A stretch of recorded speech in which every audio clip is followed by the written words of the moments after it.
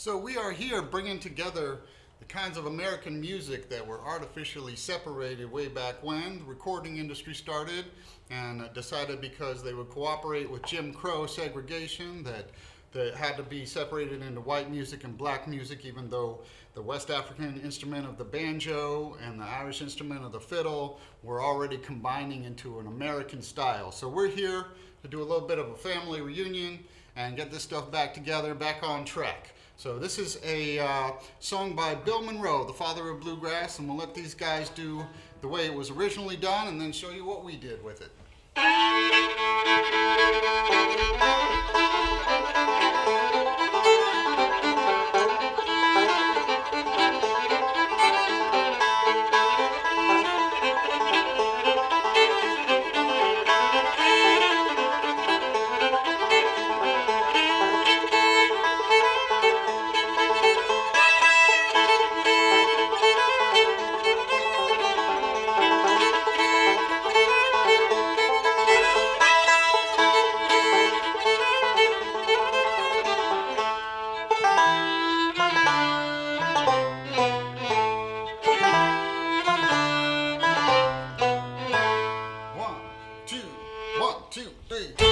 Up high, do or die, forever with our fists in the sky.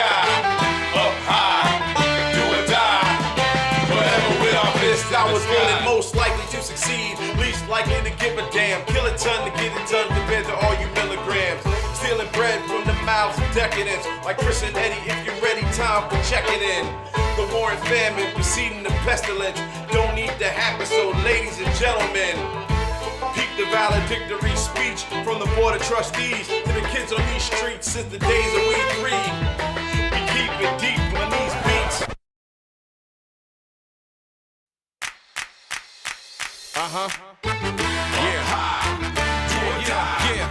Gangsta in the building, in the sky. Y'all know how we do it. I was born most likely to succeed, least likely to give a damn. Kill a ton to get it done compared to all you milligrams. Stealing bread from the mouths of decadence, like Chris and Eddie, if you're ready, time for checking in. The war and famine preceding the pestilence don't need to happen, so ladies and gentlemen, peep the valedictory speech for the board of trustees and the kids on these streets since the days of we three. We keep it deep in these beats, like seaweed, deep like the Marianas Trench, the 92 Dream Team's bench. Serving like a winch on the track from wrench, so intense it'll make your body clench. Warlock rock, excel with spells, like a document of Excel cells that chart the info that my intel tells. Ain't no limits when we put it all together. We be getting through it all, no matter what the weather. We be looking good, they be looking like whatever. Long as we got us, we can make it to forever.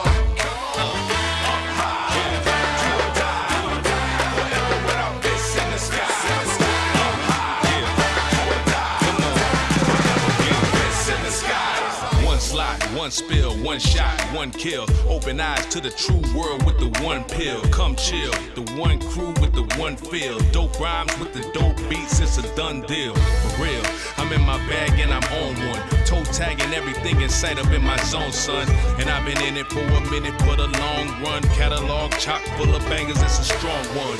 Squad been certified by the fam. 10 times on 100, keeping it a grand. Up against the double G, flashlight double D, mash out over any beat put in front of me. You know we coming with that 5 cent and running.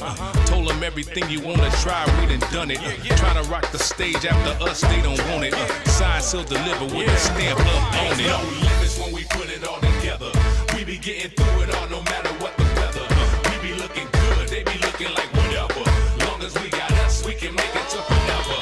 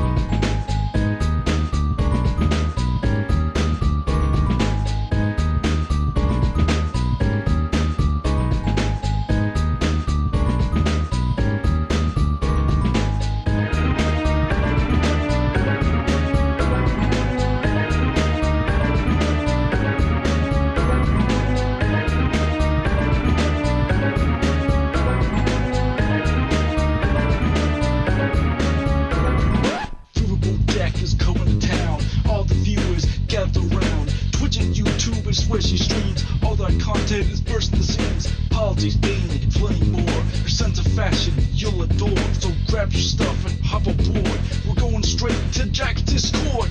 Riverboat Jack, Riverboat Jack, Riverboat Jack, Riverboat Jack, Riverboat Jack, Riverboat Jack, Riverboat Jack, Riverboat Jack. That's what I'm talking about. First time singing the songs for Riverboat Jack. Shout out. I don't know what I'm doing really, but I got passion. And that's what it's about. It's all about passion.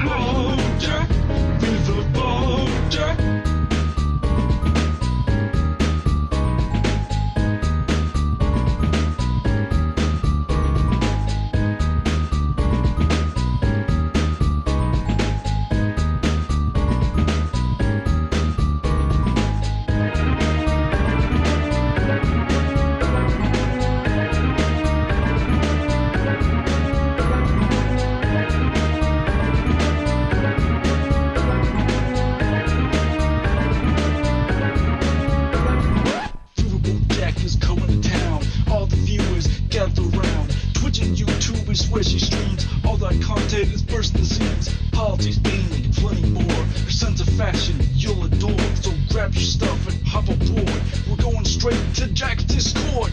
Riverboat Jack, Riverboat Jack, Riverboat Jack, Riverboat Jack, Riverboat Jack, Riverboat Jack, Riverboat Jack, Riverboat Jack, Riverboat Jack, Riverboat Jack, Riverboat Jack, Riverboat Jack, Riverboat Jack. Hello, everyone. Hello, how we doing? Hello, Mr. Malachite. Hello, Cliff. Hello, Eddie666. Hello, Lady Raincloud.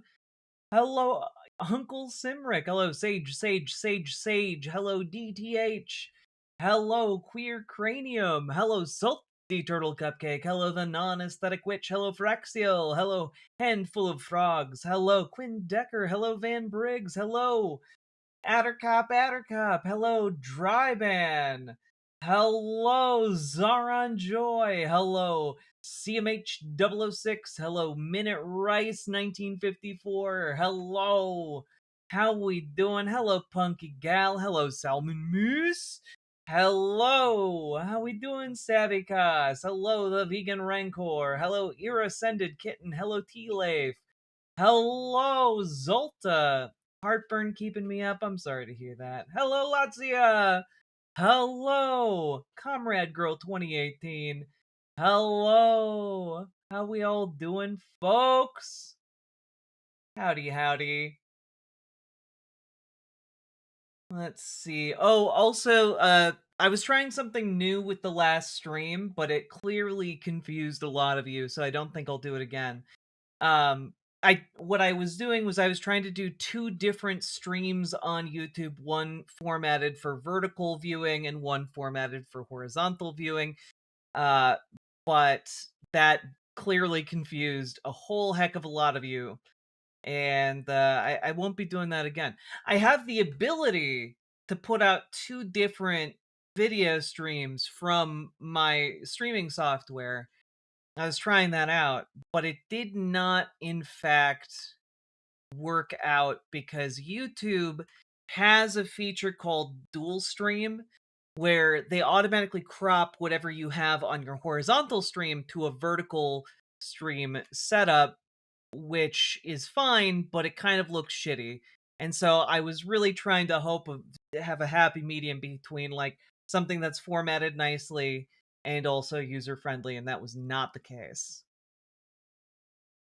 It messed up the site for some reason. Well, no, what happened was there were two live streams on my YouTube channel, and so the site isn't set up to pull two different streams or to prioritize one stream over the other, so it confused the website.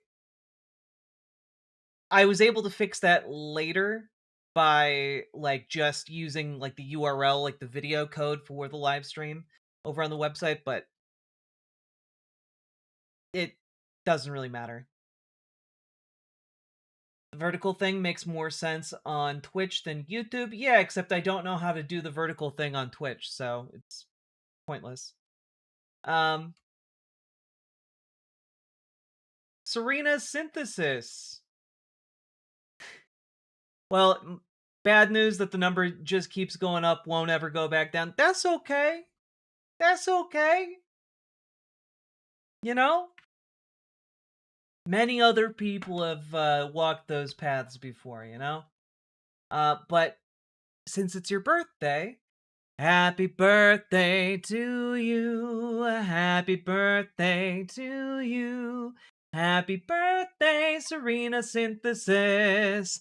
Happy birthday to you. And many more. There you go.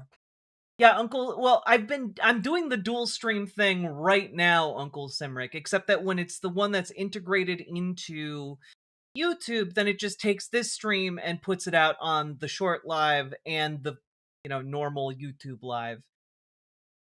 It'd be really cool if they could give 2 stream keys, 2 slots for a stream key, and then I could stream the vertical setup that I have and the horizontal setup that I have as the same stream, depending on which forum you are watching my stream on, but they don't do that. So, yeah. There you go, Third Mikai. You got yourself your very own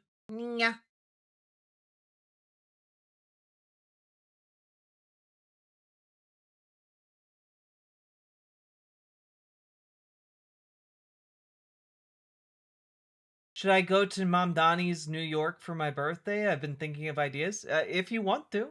Seems like I like New York a lot. So, that's me. Prize and Otaku, hello. Hello, Burning Sock.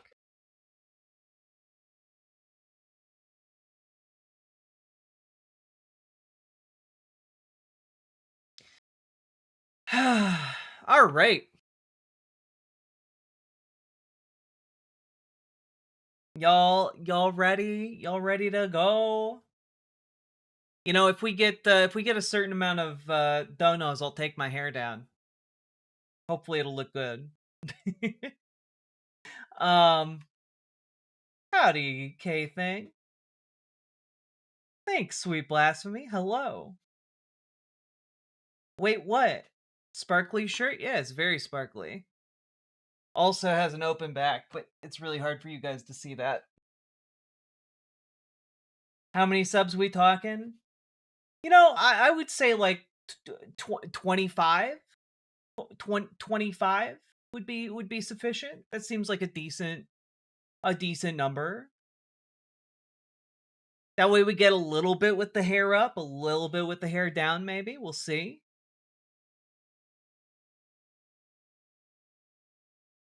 I was working on my video about ice and my OneDrive ran out of storage. Now I have to go through all my storage before I can finish it. Ah, that's the worst. Fiddling with storage is just the worst feeling.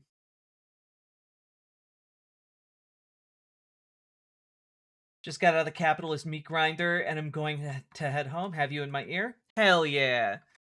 Also, Stop the Stupidity. Thank you for the 5 gifted memberships, getting us kicked off on the right foot here.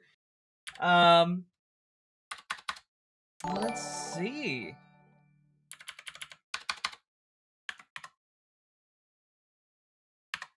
And K-Thing, thank you for the 2 pounds. Very much appreciated. Hell yeah. Whew. Can't have stupidity when we've got memberships? Hell yeah. I can tell this is going to be a very good segment already. I hope so. I mean, it's going to be a good time. Before we get started though, let me show you just something neat that I like, that I think is cool. You guys ready?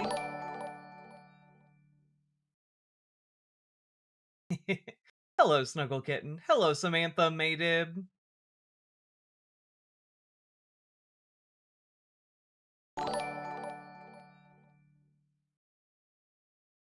Also, Uncle Simric, thank you for the $5 super chat. Very much appreciated. And I did exercise today. Thank you very much. Ran about 3 miles. And did 50 squats, which I know is not very many, but I'm taking it easy so I don't hurt my knees. Because I'm old.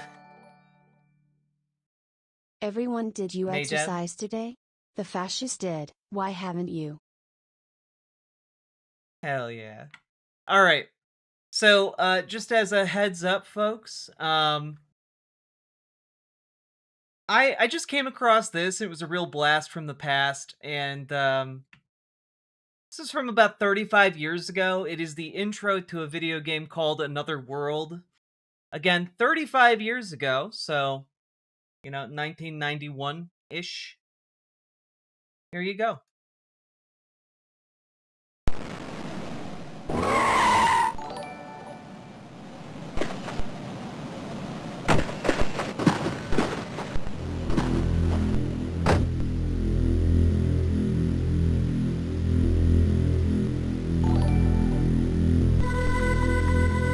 Everyone, did you exercise today? The fascist did. Why haven't you? Indeed.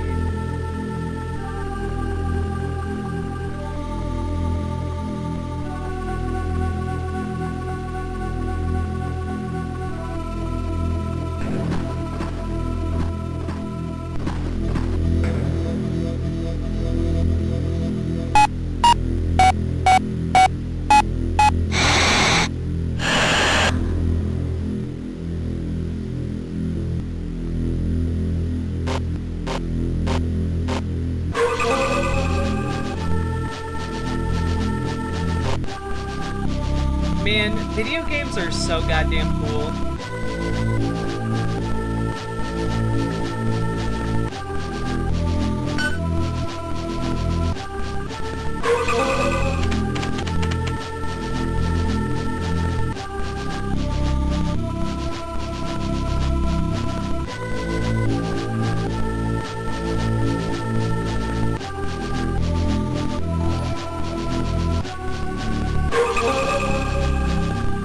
Hell yeah. Core memory unlocked.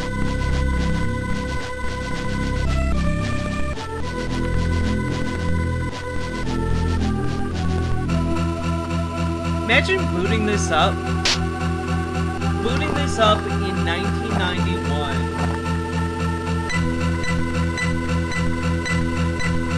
It's cool as hell.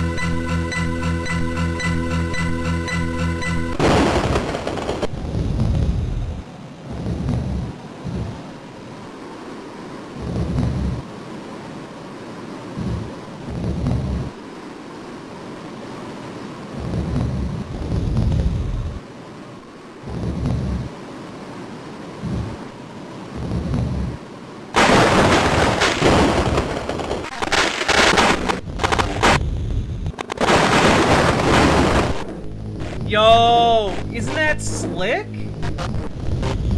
Isn't that slick? Like, just cool as hell. What a game. Don't think I played this game? I mean, it's like 35 years old, so it's older than a not insubstantial number of you watching right now.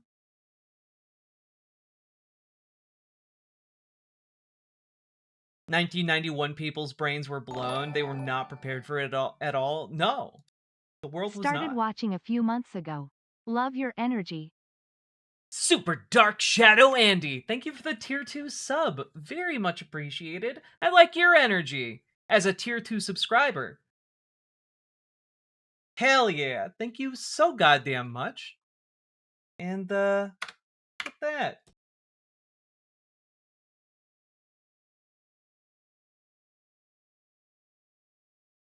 Holy shit, Another World, right?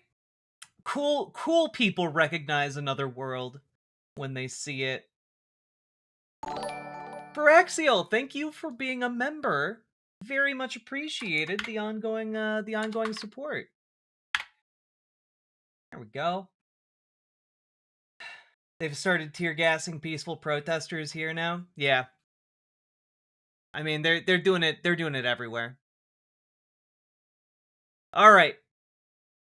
Let's jump into it, shall we? Here we go. So, folks, real quick before we get into a whole lot that's going on in the world, just a little aside. Hey, if you're using a Ring doorbell, you might, for a variety of reasons, want to consider not using one anymore. Very specifically because they cooperate with ICE and law enforcement and just yoink your footage from your doorbell in order to, you know, essentially do a version of the modern day slave catching that they are tasked with doing. And it's pretty disgusting. But also for a terrifying new reason, if that alone was not enough to compel you. Here is a commercial that Ring ran during the Super Bowl this year. This is Milo. Pets are family. But every year, 10 million go missing. And the way we look for them hasn't changed in years. Until now. One post of a dog's photo in the Ring app starts outdoor cameras looking for a match. Search Party from Ring uses AI to help families find lost dogs. Since launch, more than a dog a day has been reunited with their family. Be a hero in your neighborhood with Search Party. Available to everyone for free right now. Join the neighborhood at ring.com. This is So, you know, just kind of seems like something that could be very easily used by malicious actors in order to, you know, tap into your doorbell footage. And also, I just want to really point out here, they rolled this out and they've been catching a dog a day. That is not very many. Like, you're comparing it, you just said 10 million go missing, and you're only finding one per day? That's not very many dogs. Like what? You don't need, like the off chance of like 1 in 10 million per day that you're gonna find your dog. That's not a good ratio, number one. But number two, the colossal security vulnerability you're introducing by letting people hijack this network to look for visually similar objects in frame, that is actually terrifying. That seems like it could be very easily misused. This seems like a terrible idea, and for almost no benefit. Like, if you're trying to say, like, forget about all that, all the collaboration we're doing with the modern day Gestapo, guess what? We'll help you find a dog. Maybe. Maybe. Yes, 10 million dogs per year go missing. Let's just, you know, I'm bad at math, so I'm gonna bring up my handy little calculator here on my phone. So we have 365 divided by 10 million. Okay, so they find approximately 0.003% of missing dogs with this technology. Great work, folks. Great job. We did it. We solved the problem. I hate everything about this story. Yeah, that is not even a couple beans. That is not a lot. That is not a lot whatsoever. And I don't know, maybe we shouldn't fuel a fascistic surveillance state run by techno-feudalists who want to weaponize this technology against us. Maybe that's something we shouldn't want to pursue. I don't know, just a couple thoughts from yours truly. What are your thoughts? Leave a comment down in the comment section, and like and subscribe. And also get organized so that we can beat these people who want to surveil us to death. And like, let's out-organize them. Let's make sure we got people in elected office representing our interests and not theirs.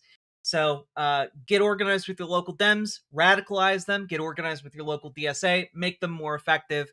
And last but not least, check out ImogeneOlivia.com, gender euphoric lingerie designed from the ground up for trans femmes. Check it out. Link down in the doobly-doo. Let's keep on going.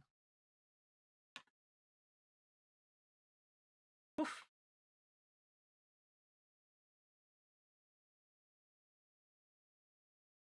Yeah, maybe a fraction of missing dogs per year isn't worth the cost of a Dark Knight style panopticon. Exactly. Yeah. Yeah. I'm sure Jack is here. I hear her voice, yet all I see is sparkles.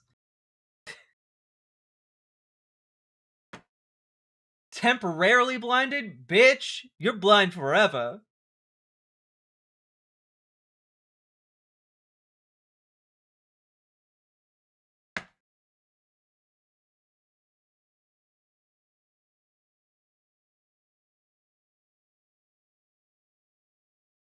It will take 27,397.26. I'm gonna just round down there. 0.26 years to catch all 10 million dogs that go missing. But how long is that in dog years?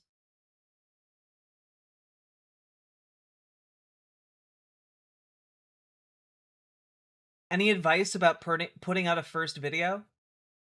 Honestly, it depends. Like, are you going to be posting, like, a lot of videos?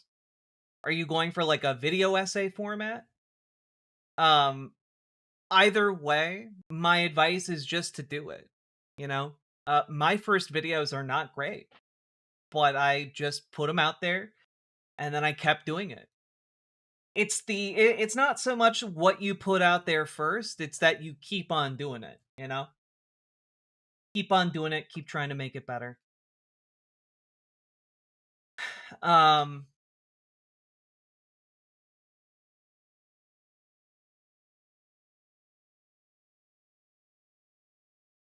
Okay, true. I know it's not like super useful advice, but it's the best advice I got.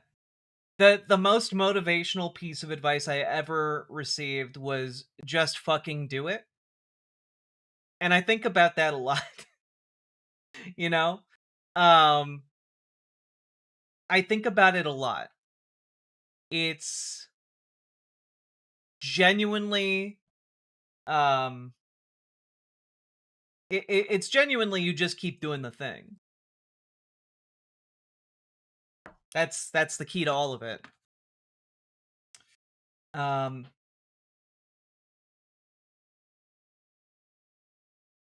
right. Did that.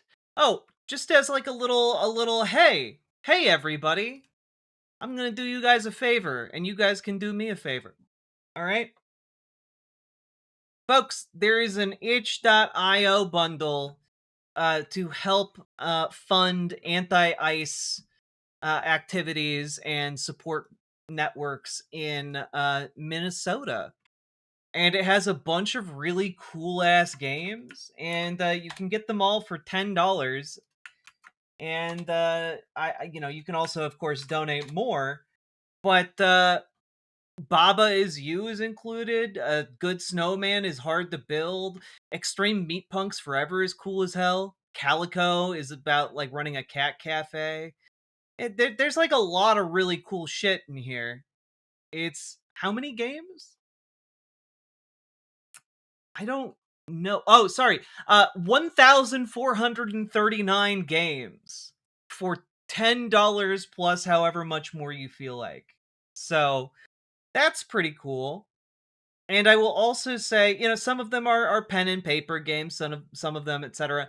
I just want to give a special shout out here, though, to The Morning Star by Renove, which, fun fact, I really, really, really, really, really, really have a soft spot in my heart for Renove's previous game, The Star-Stealing Prince. It's maybe one of my favorite indie RPGs ever developed for through RPG Maker. It's genuinely great. and folks should check that out. But yeah, 1,400 and some odd games. Check it out.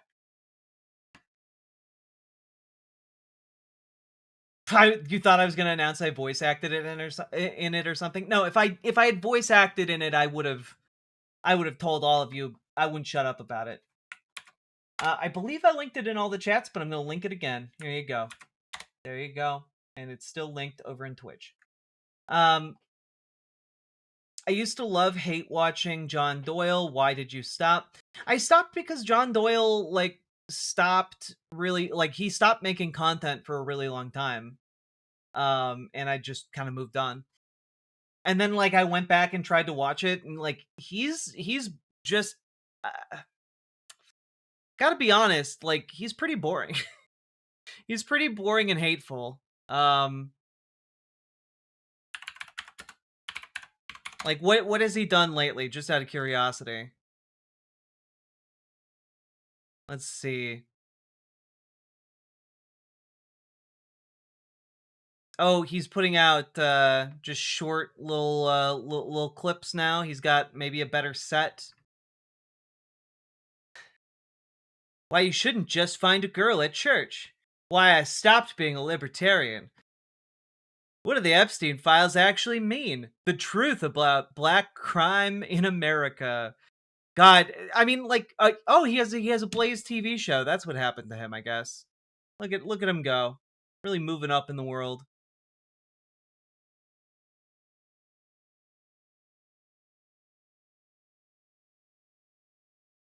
It is illegal to be heterosexual now.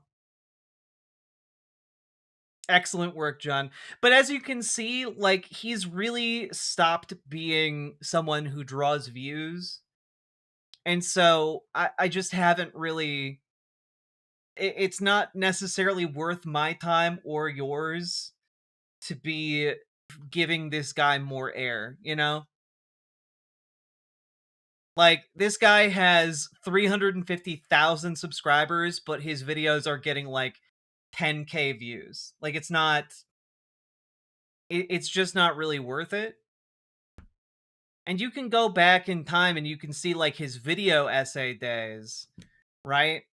Where he would get 100,000 views, and then he put together a fake panel to debate Kamala Harris supporters. That's the last time we really made note of him.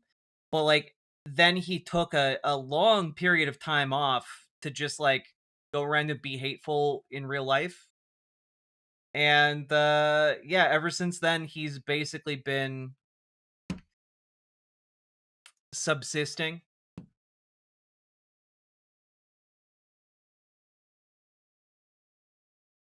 Back in the day, he was drawing 250,000 views on a video, 300,000 views on a video.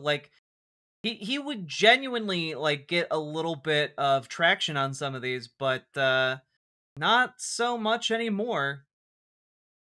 So yeah, such a lol cow. Yeah, but the thing is, you gotta pick a lol cow that brings in the views.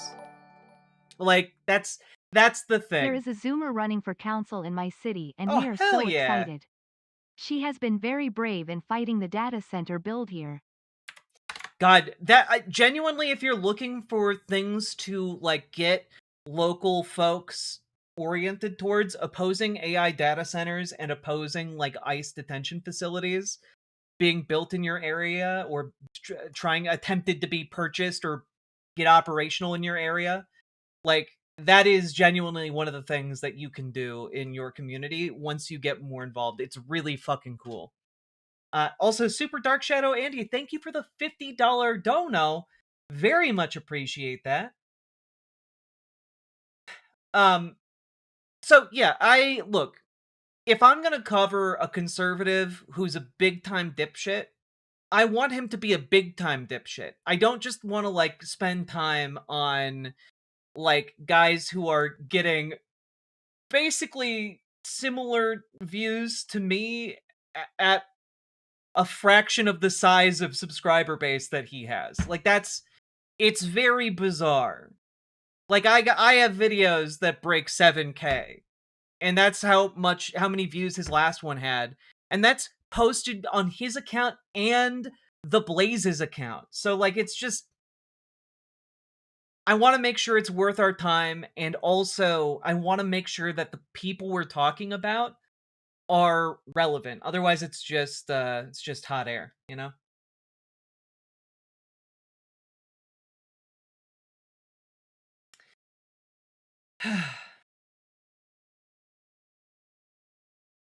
Okay, Wu-Tang Jack, what's with the mix? What? What mix?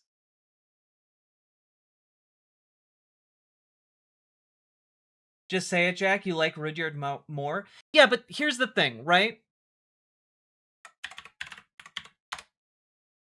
Let's just take a quick look here.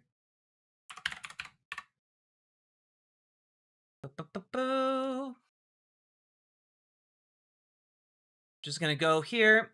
Oh, what's that? Oh, each one of these videos has like over 100K. A lot of them have almost 200K. You can find videos of his that have 500,000 views. You can find some of his videos that have over 1 million views. Like, this guy is a big time dipshit, and also, like, unfortunately relevant, because you know, just not to pull the curtain back too far, but this is lurking in our future, because we got to talk about this team up. Because yeah, that is What If Alt Hist talking with a man named Balaji Srinivasan, who is, in fact, the guy who wrote The Network State, the ideology that is motivating all of Silicon Valley to death spiral into fascism. And a champion of what he calls tech Zionism, because he based the concepts of the network state on Israel's apartheid state, an apartheid system with regards to Palestinians, Palestine, Gaza, etc.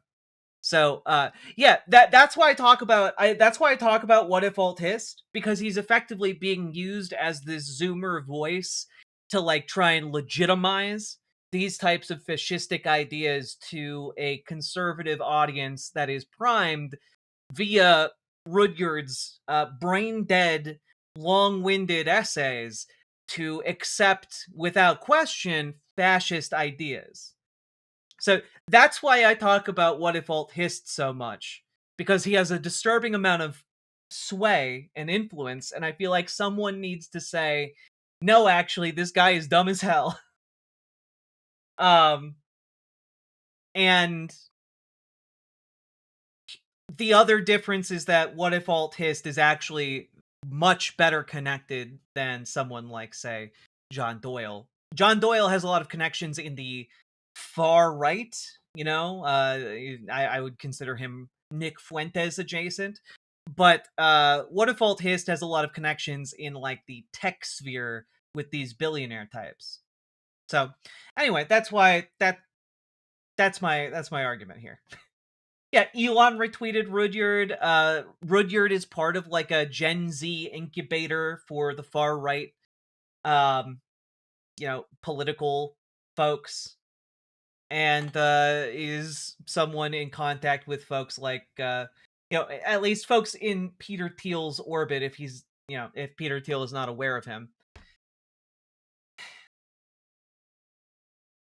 But yeah, he knows, what's his butt? The guy who goes by Mencius Moldbug.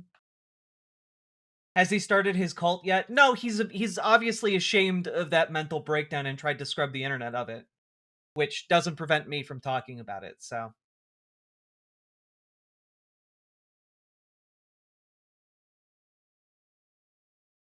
Yeah, Curtis Yarvin, thank you.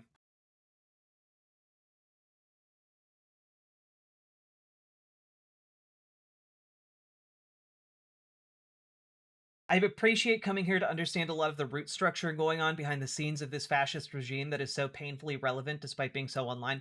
Yeah, I mean, one of the things that I've been really discovering, and it's not shocking, right?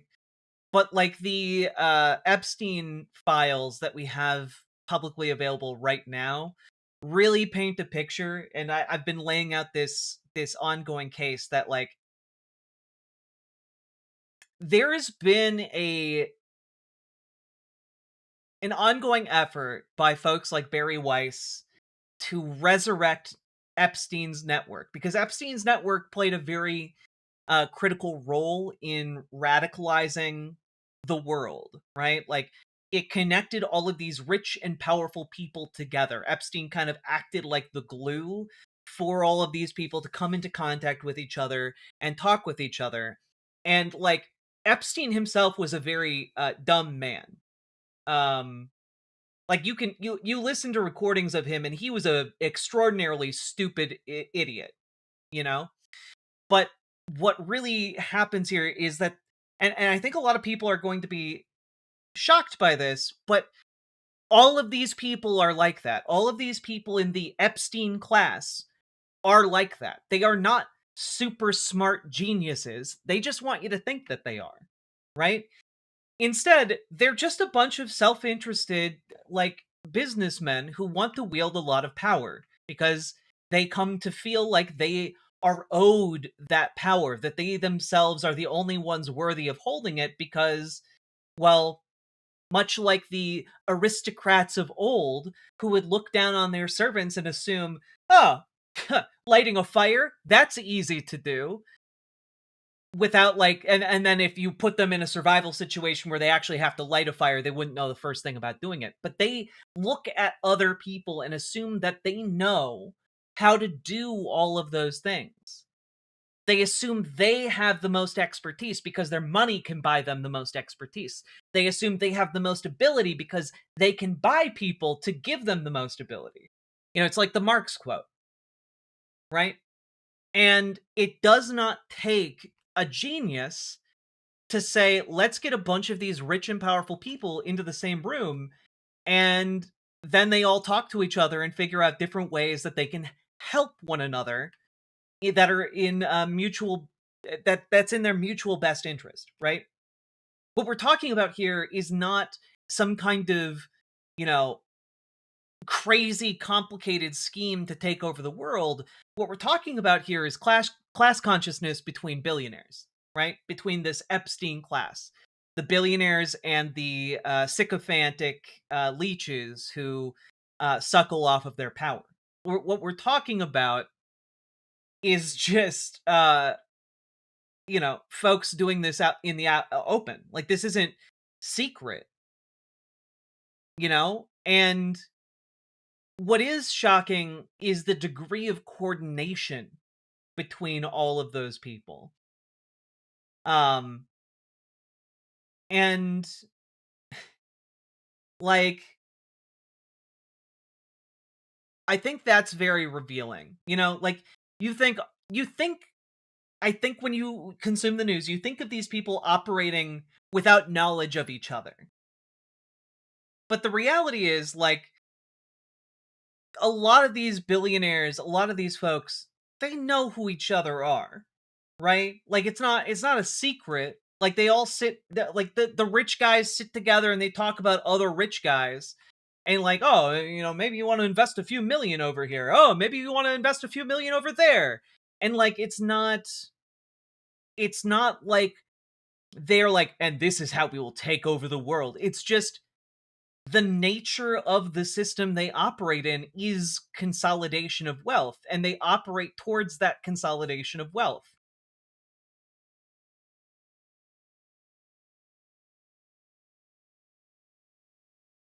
Yeah, exactly. Just like old style feudal aristocrats who eventually came up with this idea of absolute monarchy. You know, it's exactly what they're doing, but on a faster time scale. So, yeah.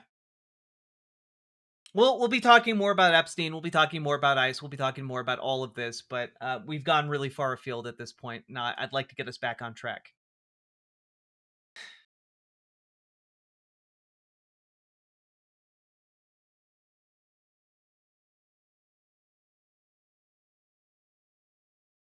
God. Can we just real quick? So folks, I just want to really point out quickly here, Dinesh D'Souza is a creep. Like he's a disgusting creep. Not only is he a terrible director of films, and I use that charitably, but he's also duped by AI and very creepy and gross. Here he is posting an AI video on Twitter. This is very provocative. It helped me understand why in my grandparents' generation and before that, men were typically 10 years older than the women they married. Oh, that's so cool. Let's listen to 30 seconds of it. Younger men haven't developed yet. Young women bring youth, beauty, curiosity, softness. Older men bring experience, confidence, emotional control, and safety. That pairing has worked for thousands of years because of what? Biology and polarity. A young woman is wired to seek a man who can guide her and protect her and elevate her, not control her, but teach her. Older men teach. They teach emotional maturity. They teach communication. They teach young. And that's why it's totally fine and normal for, say, a 26-year-old to pursue a high schooler. That's why it's totally fine and normal, guys. Like, it's fucking insane. This seems so real. I mean, it's not. Like, that woman is AI. And, let's just, hey, just real, out of curiosity, how did Dinesh D'Souza respond when it was pointed out that woman is not real, in fact? Yeah, so it's AI, who cares? I'm commenting on the content, and only because it helps me understand why in earlier generations, women in their early 20s routinely married men in their early 30s. Emotional control. It's so that they could control them. It's literally just a power gambit to control a woman. That's it. Like, if even accepting the claim on face value, it's because in society, generations ago, women could not just enter the workforce and become independently wealthy, by and large. Like, you had to be married in order to access basic services in some cases. And it turns out that, like, oh, hey, if you're not married, your life is basically over in a lot of these in these scenarios. And so being taught that and learning that at an early age, many young women and girls, because again, when you start looking back several generations ago, you start seeing grown-ass adult men marrying children. And it's just like, no, this power dynamic is bad. This power dynamic is born, generally speaking, out of a desire for control. And it's not to say that it is always that way. You know, especially, like, I think when you hit your late 20s, early 30s, like, if you want to date someone who's 10 years older than you, go for it. You know, you know what you're getting into. But, like, when you start looking at, like, if a guy who is 26 wants to start dating a 16-year-old, I'm sorry, it's just fucking gross. It's just gross. And in some cases illegal. For them to do that. And, like,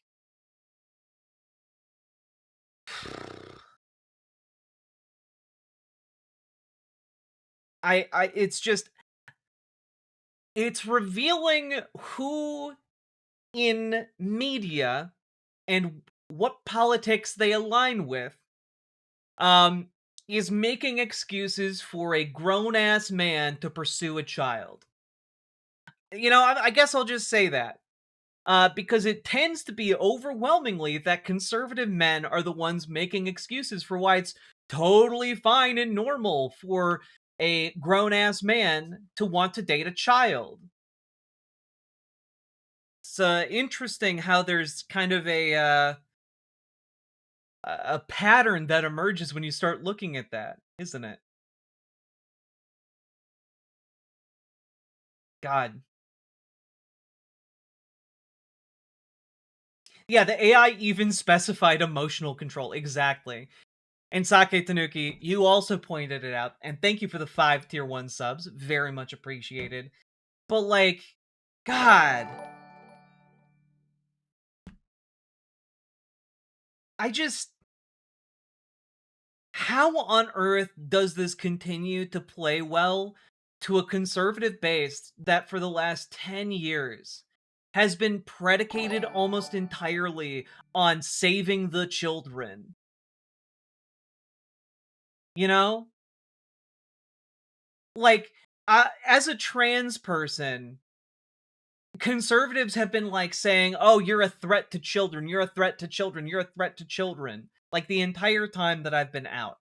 And now they're, like, all simultaneously, like, putting guys like Dinesh D'Souza, like, up in the air and celebrating them for, like,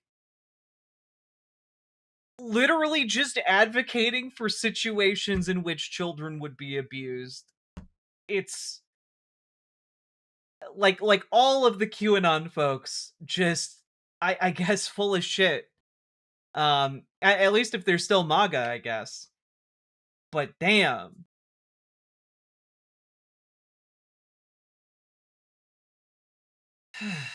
They're more concerned about saving traditional hierarchies than saving children. Well, yeah, that becomes readily apparent from Dinesh D'Souza's comment, right? Like, he's not concerned with any of the ethics of the situation. He's not concerned with, like, the morality of, you know, trying to okay why older men are interested in younger women.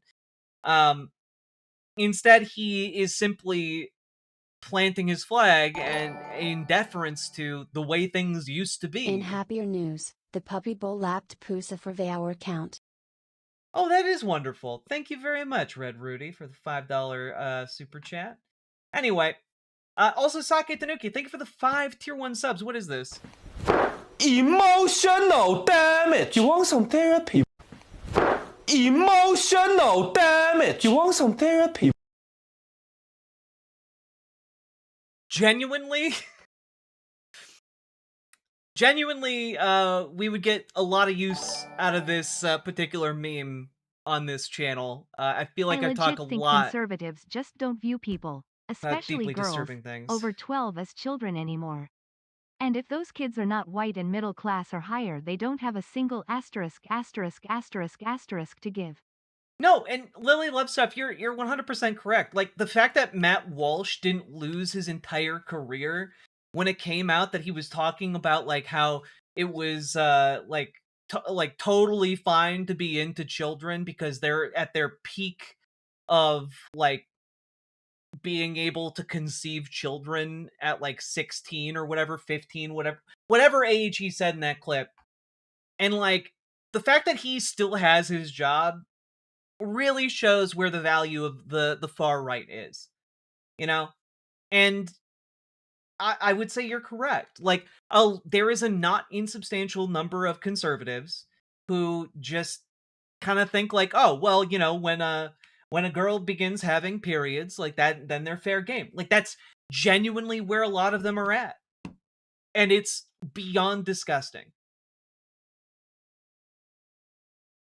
It's beyond disgusting.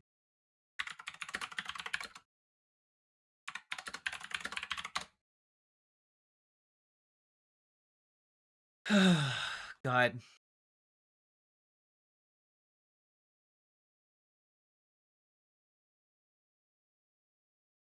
Like, I'm sorry, deleted Matt Walsh blog post calls the concept of adolescence a modern plague.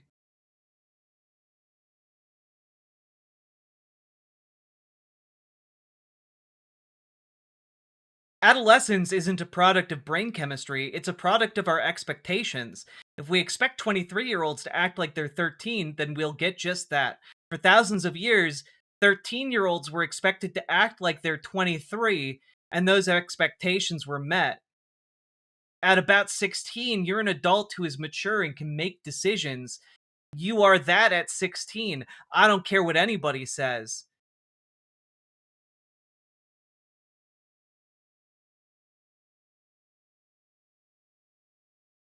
Cool, cool, cool, cool, cool.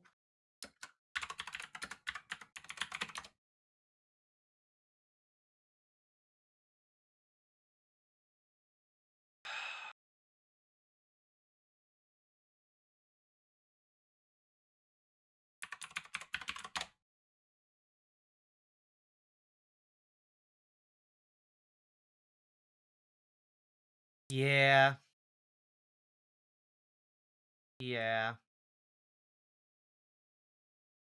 It's really gross.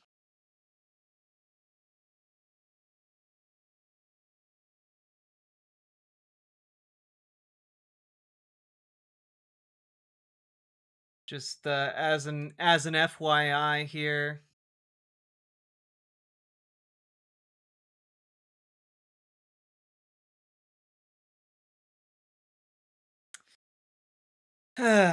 Here. Let's go here. Yeah. Here you go. Here's the clip. That's a full 13 minutes, though. Let's take a look. That's my point, okay? So all of a sudden, act like this phenomenon of girls getting pregnant at that age, at a young age, that we consider 16 or 17, to act like it's a new thing is ridiculous. It's always been that way. Girls between the ages of 17 and 24 is technically when they're most fertile. And, like,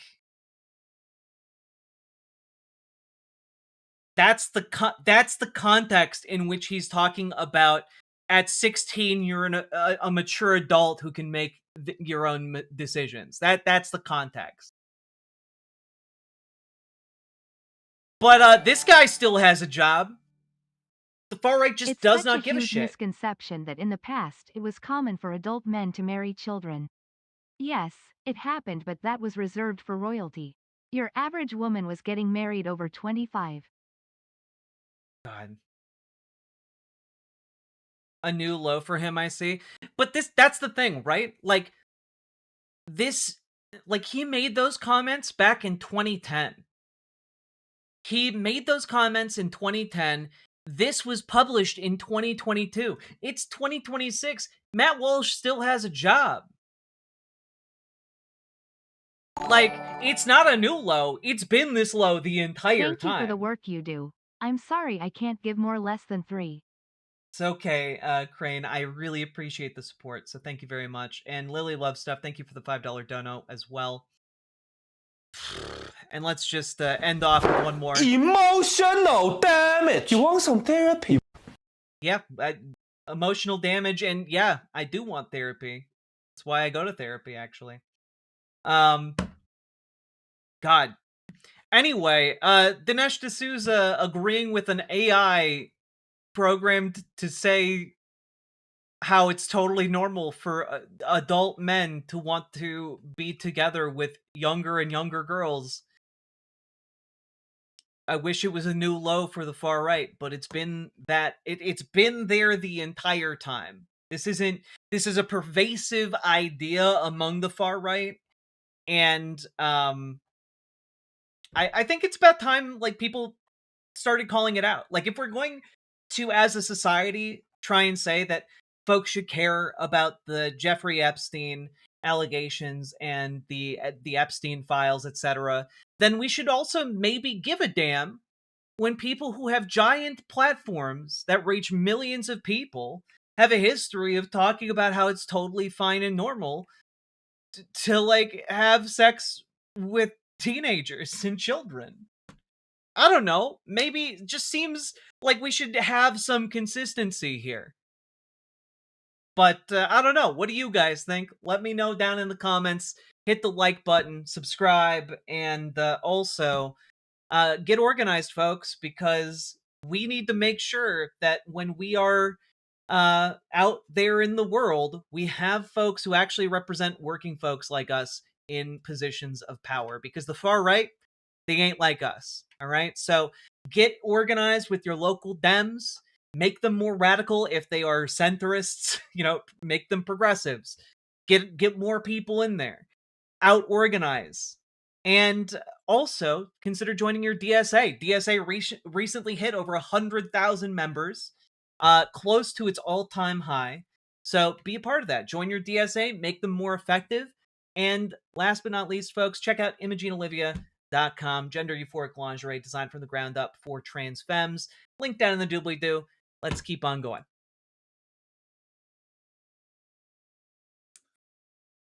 Oof.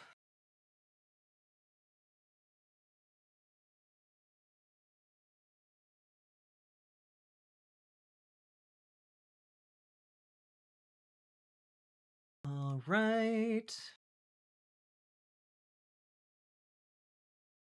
Look at us go. Who'd have thought? Not me.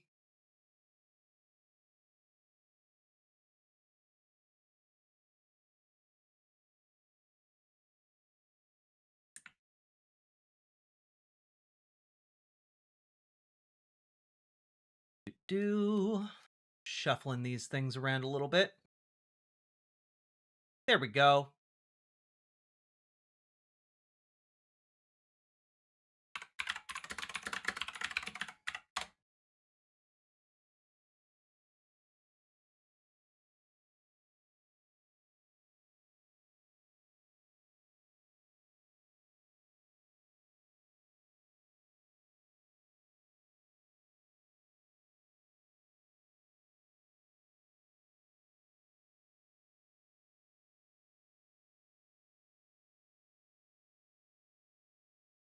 Grabbing some stuff.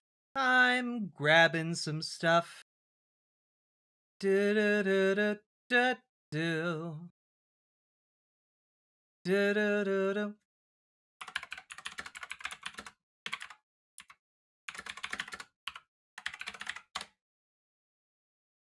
There we go. All right, cool.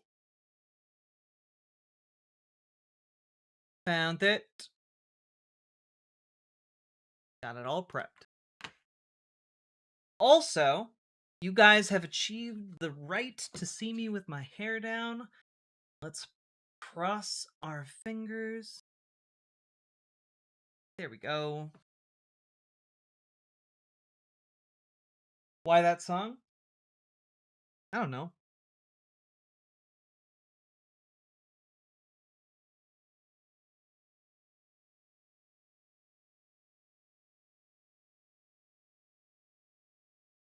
Hello.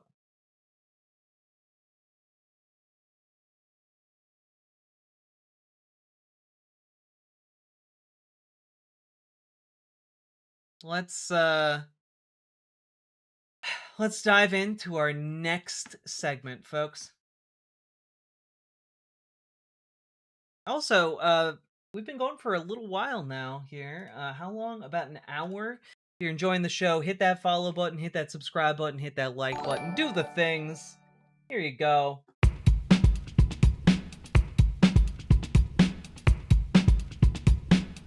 Go, go, go. Click a button, click a button, click a button, click the goddamn button, click a button, click a button, click a button, click the goddamn button. Spherical band, click a button. Any sub goals Click a this can button, go click the towards. goddamn button, click a button, click a button. Well, click a button, click the goddamn button, click a button, click a button, click a button, click the goddamn button, click a button, click a button, click a button, click the goddamn button, click a button, click a button, click a button, click the goddamn button, click a button, click a button, click a button, click the goddamn button, click button, click button, click button, click button.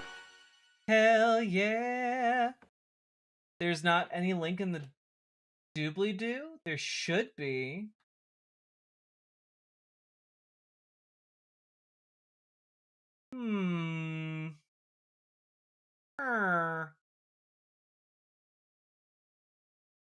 Let me fix that real quick. My Minecraft villager noise. Hope you like it. The link is down in the doobly-doo for the segments, but not on the live streams. Let's fix that. Boop. There we go. Should be down in the doobly-doo now if you reload. Refresh. Do the thing.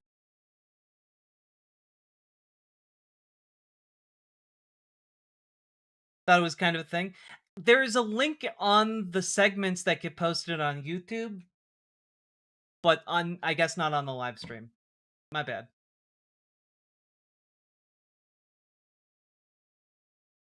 Okay.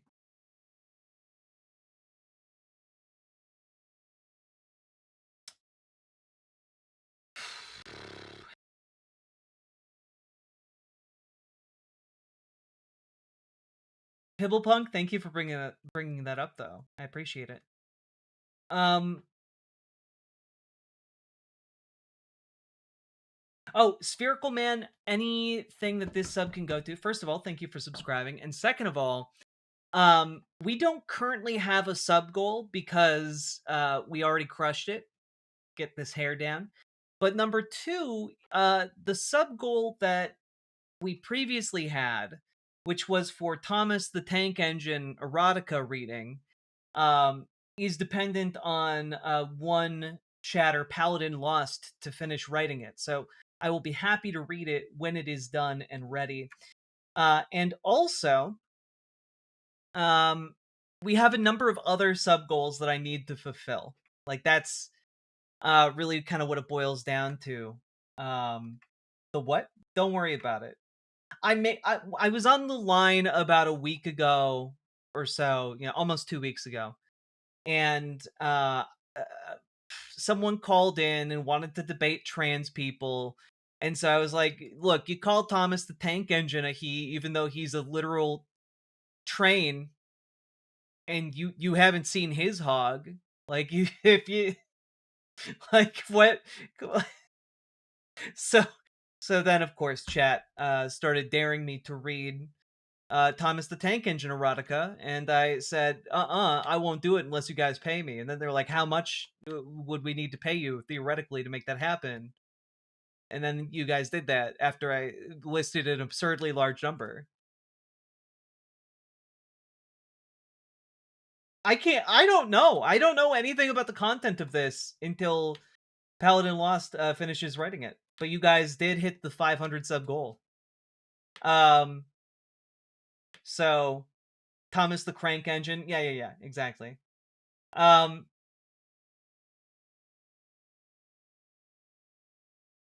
And we also have a number of a number of pieces of content that I need to finish going over. For example, we have Was the Unabomber Right by What If Alt Hist, the Church Militant interview with Milo Yiannopoulos. We have to finish watching Holy Mackerel. And we also have to we also get to watch a fun little anime that's on YouTube called Milky Subway the Galactic Limited Express. So those are the things we got going on, but we got to talk about the other stuff first. So, in other words, I gotta get those things delivered to you guys before I offer another one. Though, no, ignore Salmon Moose. Don't watch it. I've already watched the trailer. I've watched the trailer of a very progressive movie, and I do not want to subject myself to a full one. I might for a ridiculous sum of money, though. Did you watch Milky Highway already? We have not. We need to finish Holy Mac first. Would fanfic erotica of Kim's ex technically ye erotica? Okay, but it's too easy to confuse with the copious amounts of cowboy erotica out there. Sake Tanuki, thank you for the 5 tier 1 subs. And Red Rudy, true, the lesson is to never challenge chat. It's true. In Thomas Erotica, train gets run on you. Milky what now? It's an adorable. It's actually a really cool anime made by one guy, and Milky Subway, the Galactic Limited Express is actually really fucking sick. It's cool. And I will also say that one of the future Dono goals that has been thrown out there is to get me in a cosplay again. It's been a long time since I've done a cosplay, and it will require me to get into like good shape. So that would be a long-term goal for me to fulfill. But I do have an elliptical now that I can use at literally any time. So I'm doing my best. So I'm thinking about doing that one. I know someone floated the idea of doing a Bayonetta cosplay or a Lulu from Final Fantasy X cosplay. And that would be really fucking hard. But maybe I could pull one of those off. Maybe. We'll see. Do a cunty Thomas the Tank Engine? I would not even know where to start with that. Who am I? Jessica Nagiri? Come on now. Chief 1997. Daddy. Still waiting on the Mass Effect Jack cosplay? Well, the good news is if I get into cosplay shape, I can do a bunch of different cosplays.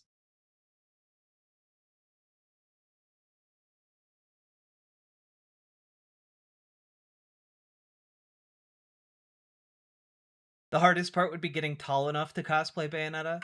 Yeah, I can be a shorty. It's fine.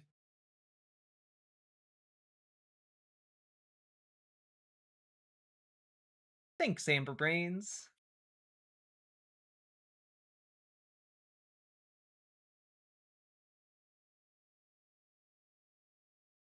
Also, it's got like a giant hole in the back of this shirt. Crazy. Yeah, I would just wear fabulous shoes if I was doing Bayonetta. It's kind of a requirement with the gun shoes, you know?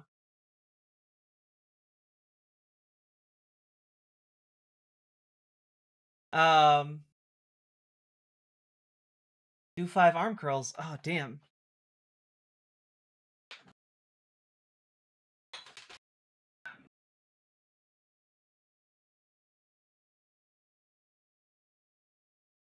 Two, 3, 4, 5. 1, 2, 3, 4. Daddy. Oof.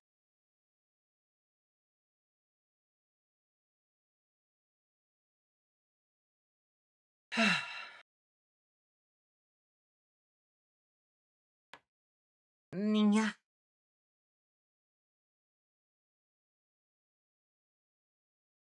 Thank you, T-Life. All right, let's dive into this next section here, shall we? All right, here we go.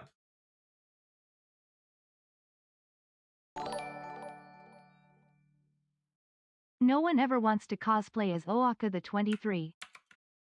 I don't know this character.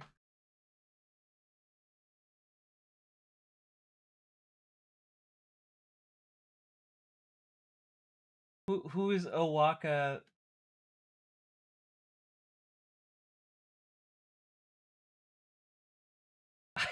I did not remember this character. All right. Cool. Cool. I like it. I'm here for it.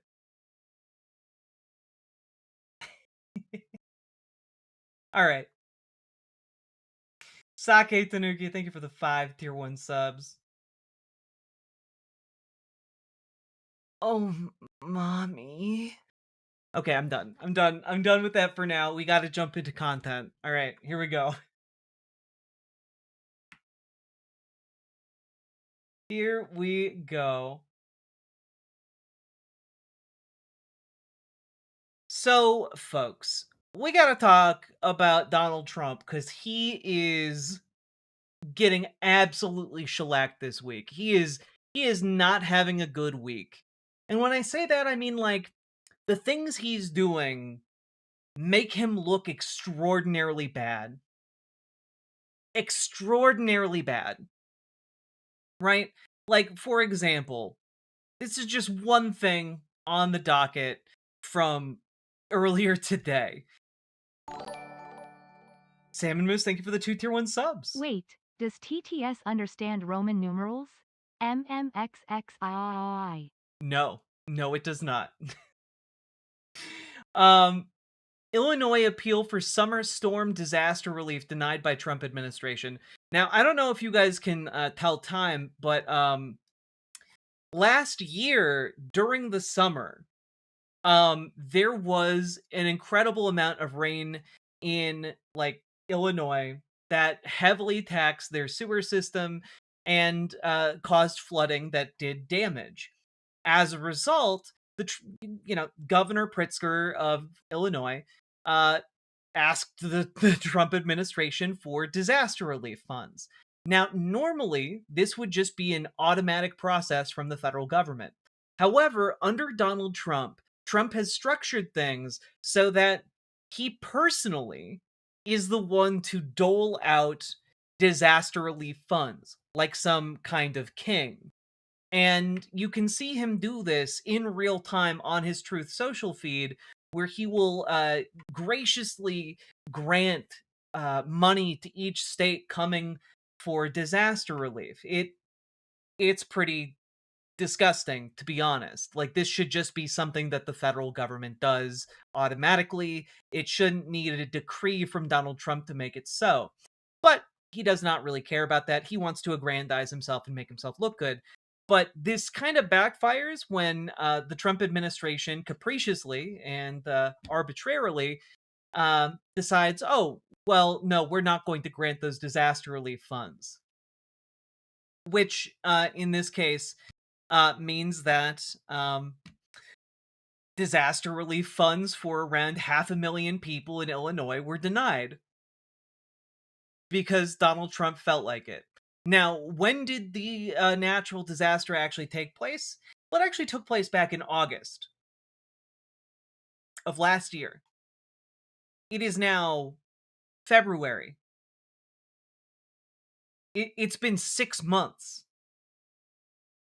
6 months of no money. Like, even if it was granted today, they still had to wait 6 months while dealing with the fallout of disaster before they got any help from the federal government.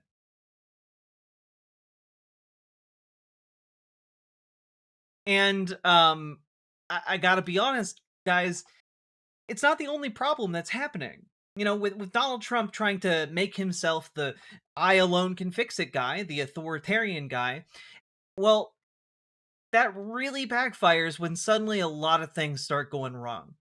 And one of the big things that's been going wrong is that South Carolina has a record-breaking measles outbreak.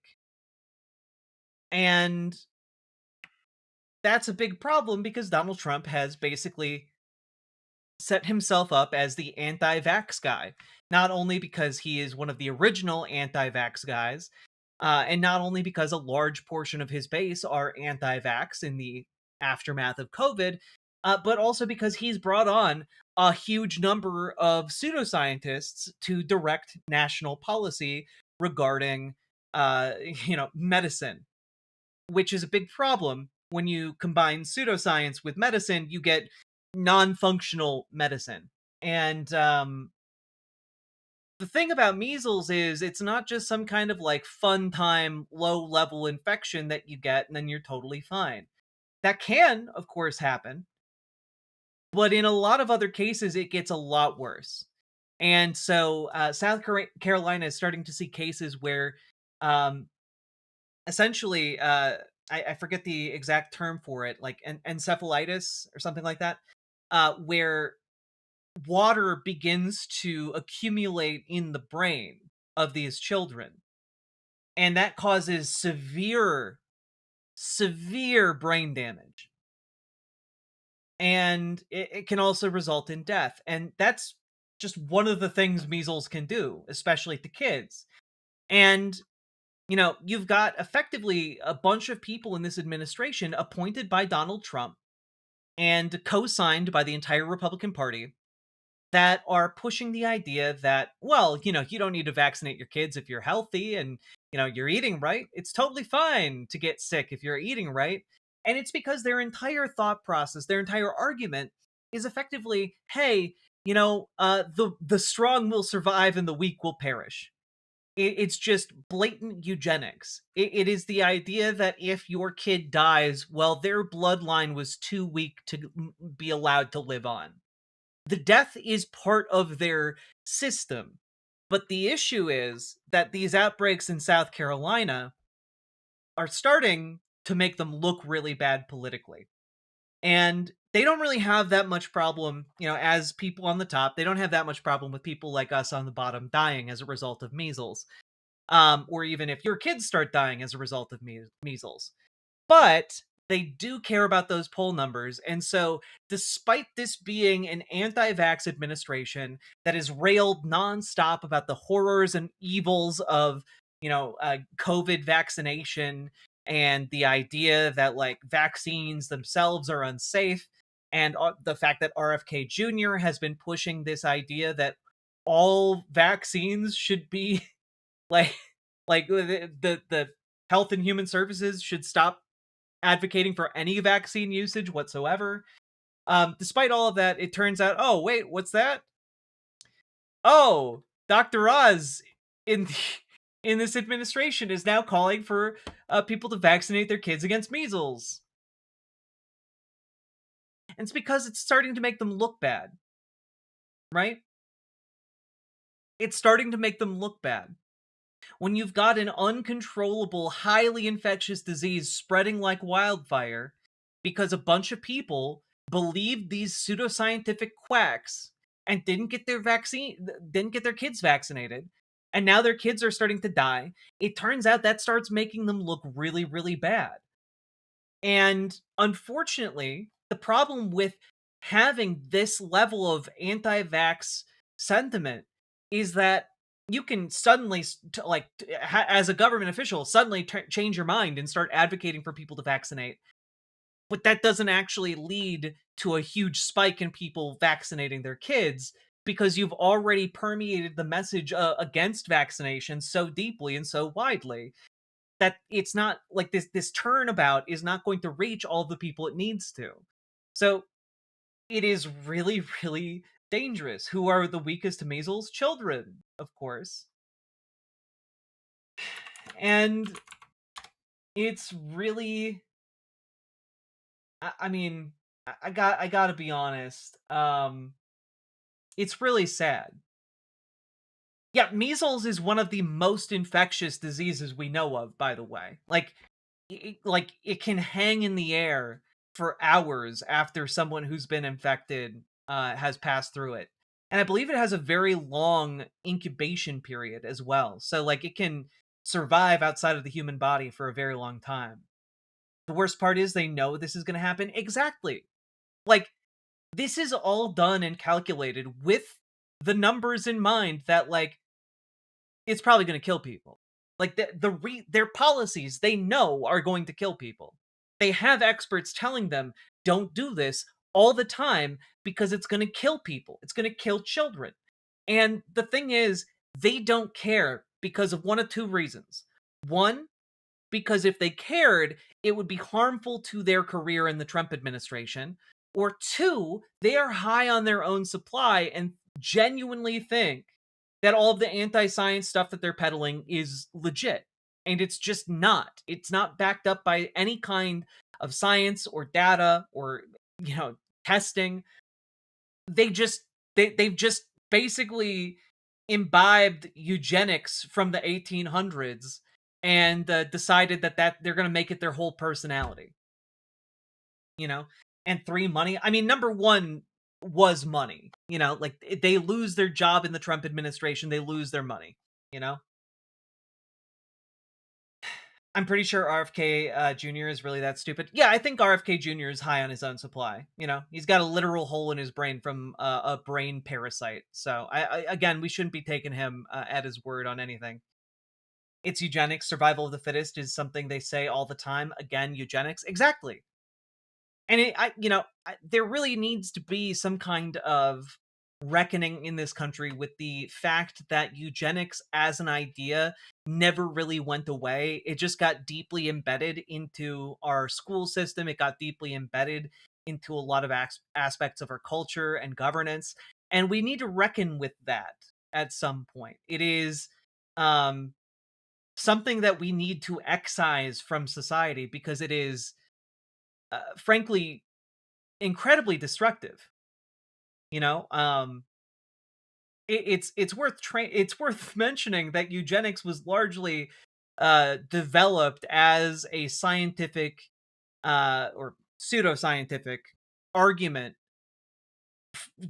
in favor of slavery. You know, like in favor of the racialized nature of slavery here in America.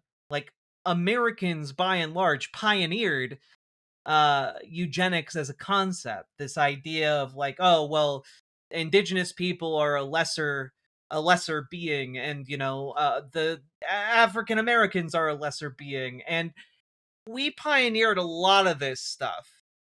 And the eugenics movement then jumped over to Germany, and Hitler pulled a lot of his ideas out of how the United States was doing stuff back in the 30s.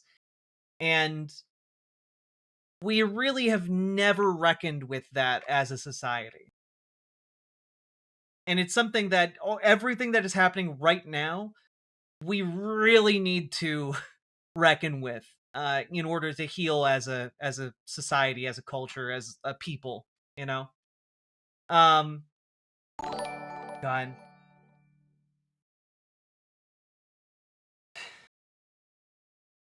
Yeah, Hitler loved Henry Ford, always worth mentioning. But we've got effectively a growing outbreak in South Carolina of measles. It's gonna kill it. It is killing people. Hey, let's check in with other health related news from the Trump administration. Oh, what's that? What's that? The Trump administration had cut $600 million in health funding from 4 states. Huh. Which states? California, Colorado, Illinois, and Minnesota.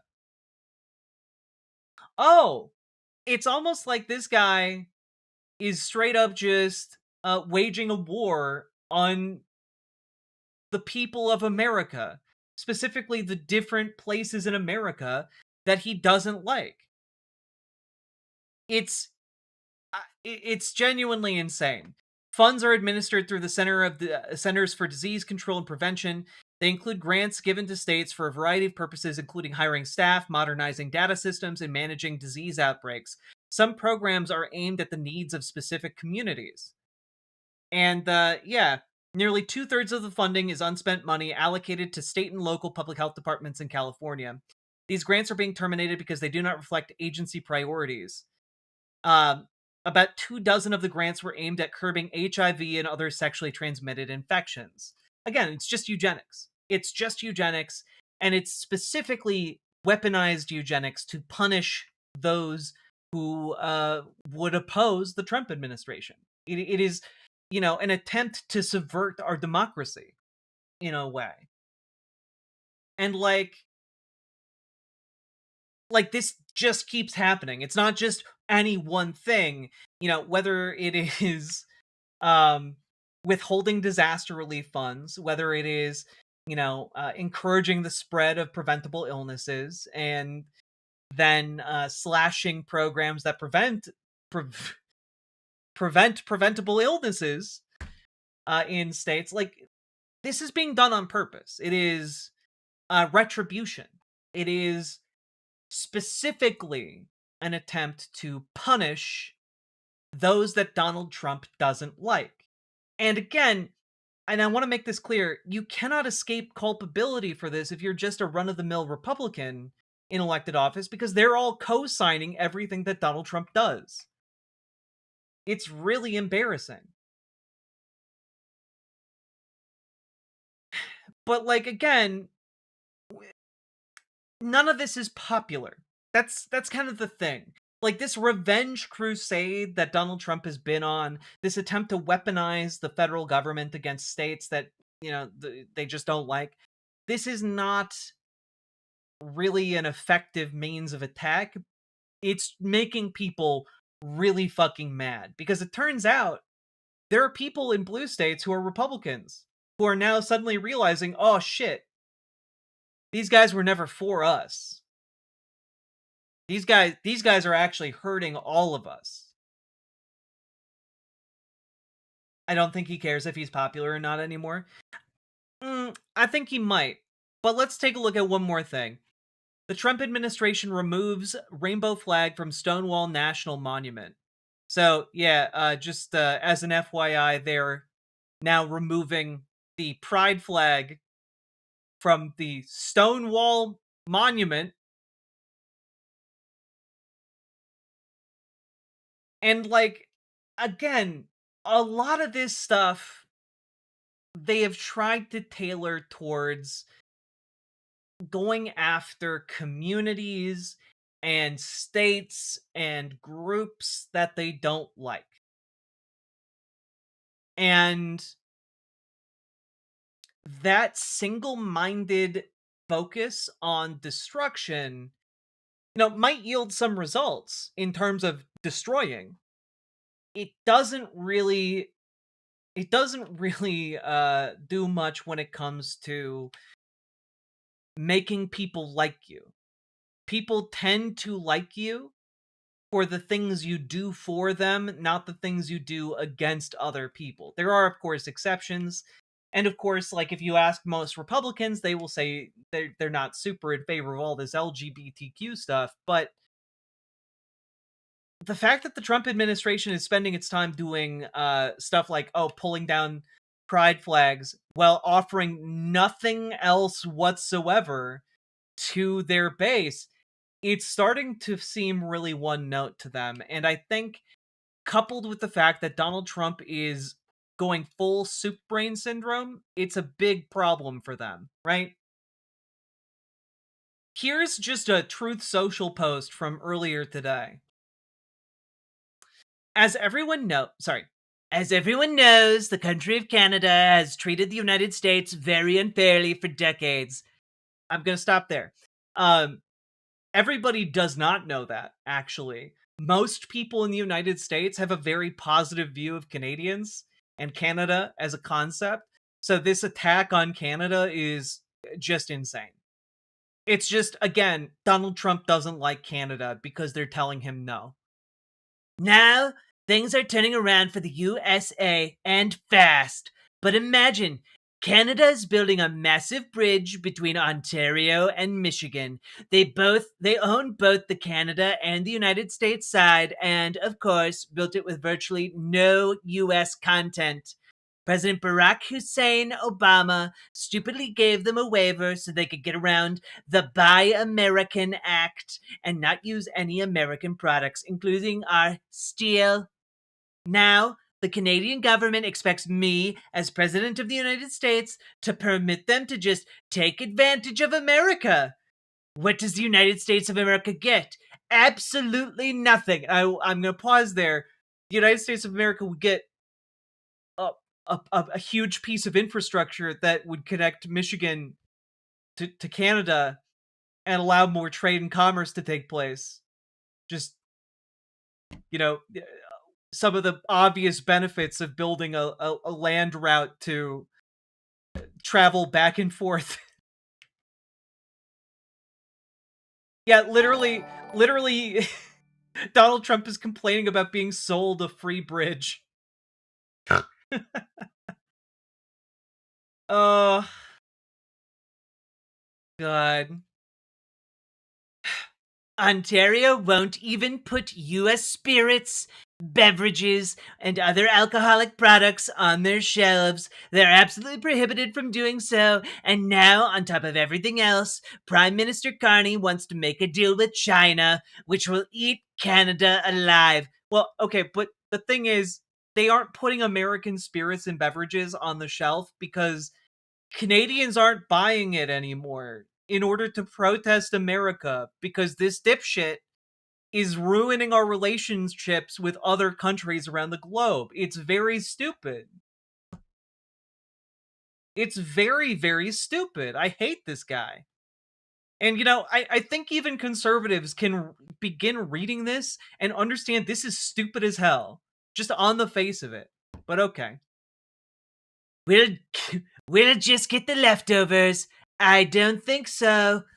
The first thing China will do is terminate all ice hockey being played in Canada and permanently eliminate the Stanley Cup.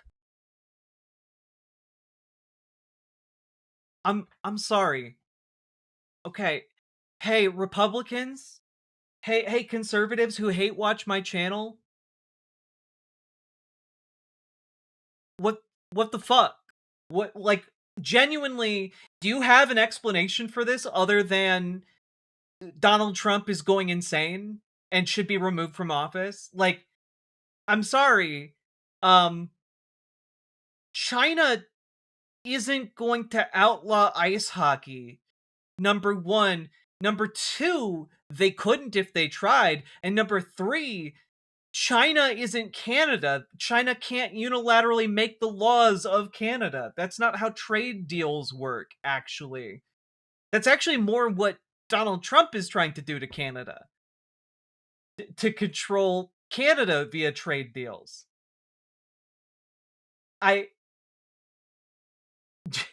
China's been gunning for that cup for years. Yeah, permanently eliminate the Stanley Cup. Oh man, we all know Xi Jinping. He's been looking at that cup, coveting it. He's gonna be drinking out of it by the end of the year. The tariffs Canada charges us for our dairy products have, for many years, been unacceptable, putting our farmers at great financial risk. I will not allow this bridge to open until the United States is fully compensated for everything we have given them, and also, importantly, Canada treats the United States with the fairness and respect we deserve. We will start negotiations immediately. With all that we have given them, we should own perhaps at least one half of this asset. The revenues generated because of the U.S. market would be astronomical. Thank you for your attention to this matter, President Donald J. Trump. What possible benefit do you get for owning half of a bridge that, to my understanding, is not a toll bridge? It's just a bridge. It's just like, why would you, like, this is just crazy. This is just an insane thing to argue. You want half the share in a bridge? Okay, so you want to pay half the upkeep for this piece of infrastructure? That actually sounds pretty fair, but I don't think that's what he's arguing. I think he's thinking of it as if it's like some kind of investment that will reap us huge rewards in the future if we get half of it.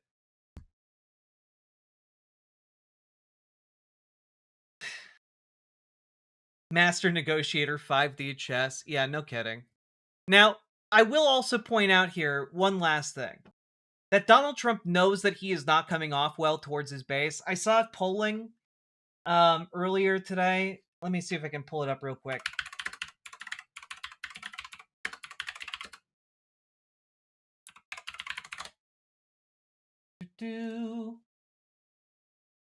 Yeah, this polling right here. Can we find this?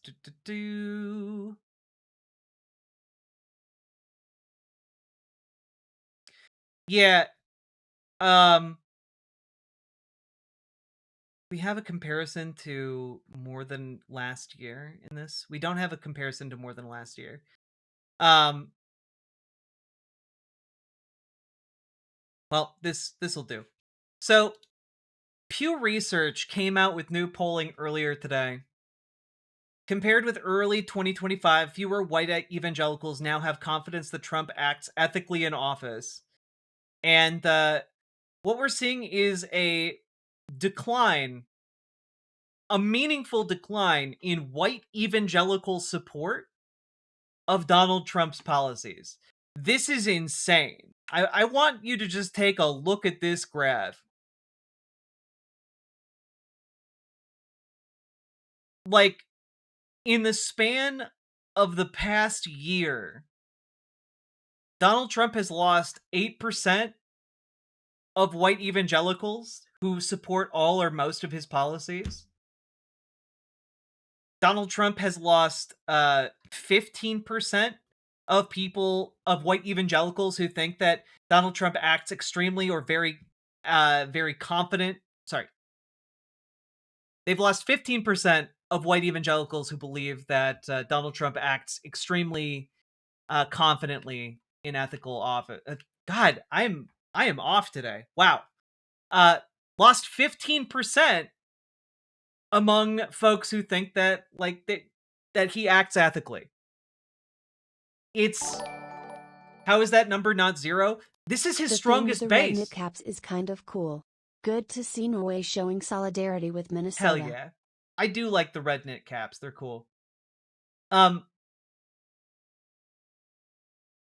really put that into perspective, this is his strongest base. Like when we're talking about like the unshakable number of people who support Donald Trump, this is supposed to be that unshakable base. And even this unshakable base is being shook. And I think that the Trump administration is starting to catch on to that, and they seem to be panicking a little bit. And I only say that because this is an actual real post made to the whitehouse.gov website. Don't be a panikin. We're winning, and we're not slowing down. And if you don't know what a panikin is, it is a panicky Republican. That's what panikin means.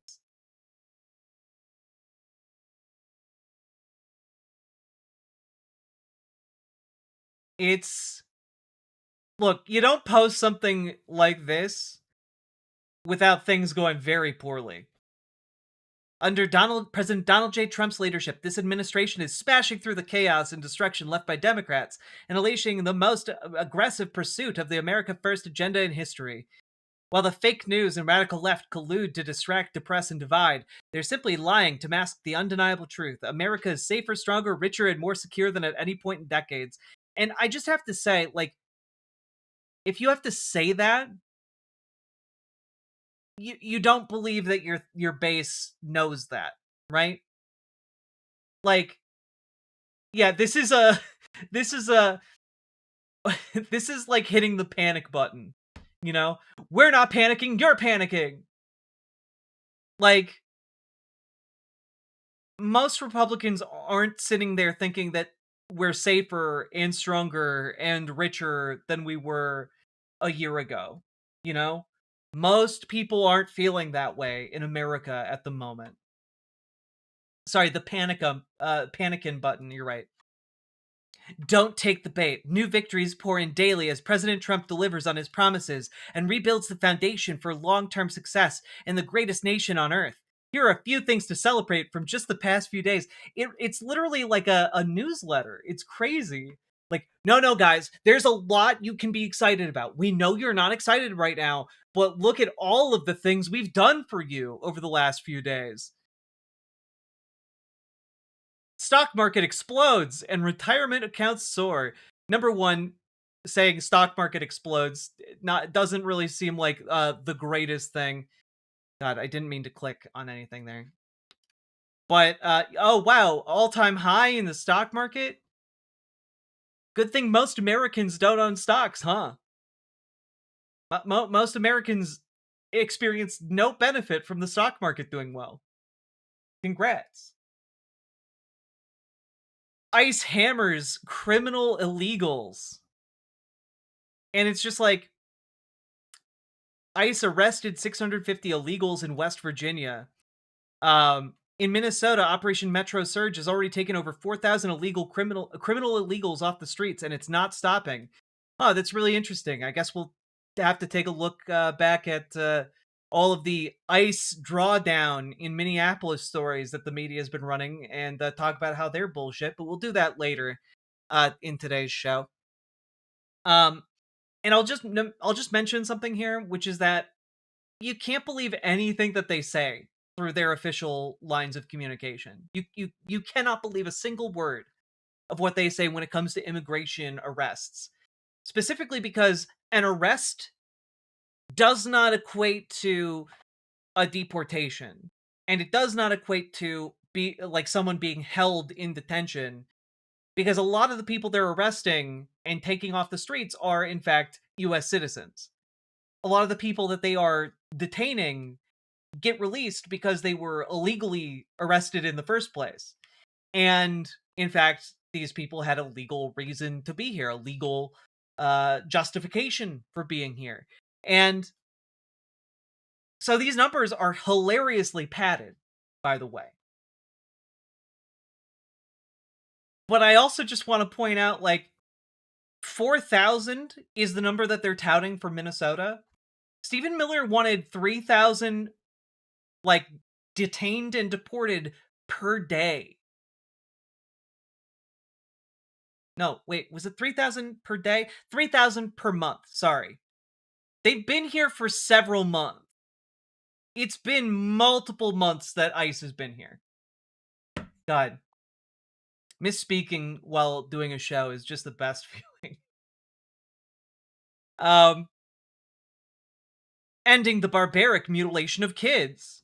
Oh, yeah. The Trump administration strong-armed the largest children's hospital in Minnesota into stopping providing care for trans kids by threatening all of their funding if they continue to provide treatment for trans kids. And absolutely infuriating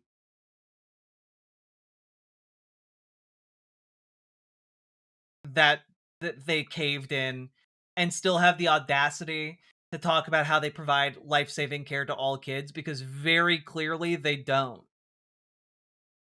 You know? God.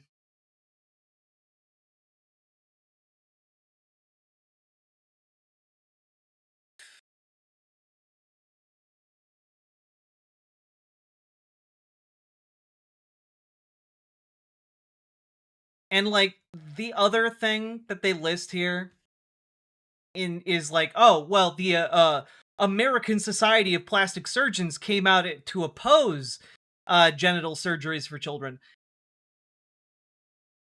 What they don't say is the American Society of Plastic Surgeons did so based on the Trump administration's bogus report about the effects of gender-affirming care for trans youth. They literally just were like, well, the bogus data that you cited that heavily draws from the Cass report, which has been largely debunked, says that this is wrong, so I guess we're not going to oppose the Trump administration. It's literally an anti-science position. Actual data does not, in fact, back this move up at all. But I also just want to take a moment to say, oh, okay, so far we have the stock market is doing really good, something that most Americans do not benefit from. And then we have, okay, you're arresting a lot of people, and you're denying children medical interventions, and oh, wow, the Federal Appeals Court says that you can mass detain people. So okay, so we have concentration camps validated by the state. Super cool. Super cool. Oh wait, the goal for ICE was 3,000 immigrant arrests per day. It's nice to know how big they're failing that goal. Crime drops to new record lows. This, by the way, is not in any way related to any policy whatsoever that Donald Trump has passed. Just in case anyone is wondering, like, what did Donald Trump do to lower crime? He did literally nothing. everyday costs continue moderating, which is not, in fact, that prices are going down. So your prices are still continuing to go up, but just not as fast. And also, we're arresting more and more people and have set the stage for mass arrests and incarceration. And the stock market's doing good. So, because it's being propped up by like 9 AI stocks.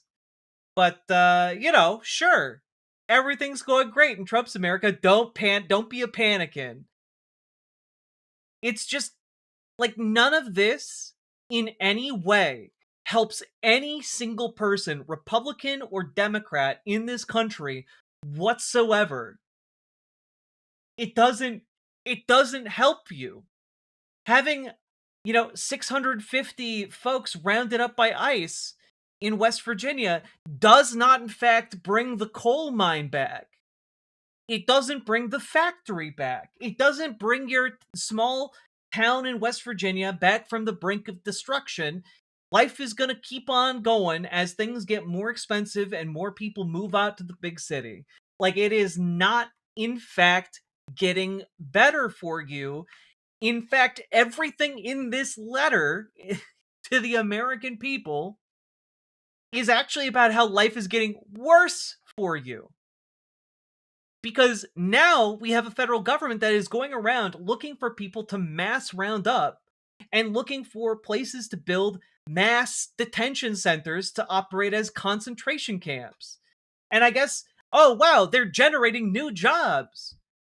Yeah, those new jobs are going to be working as a concentration camp guard. Congrats.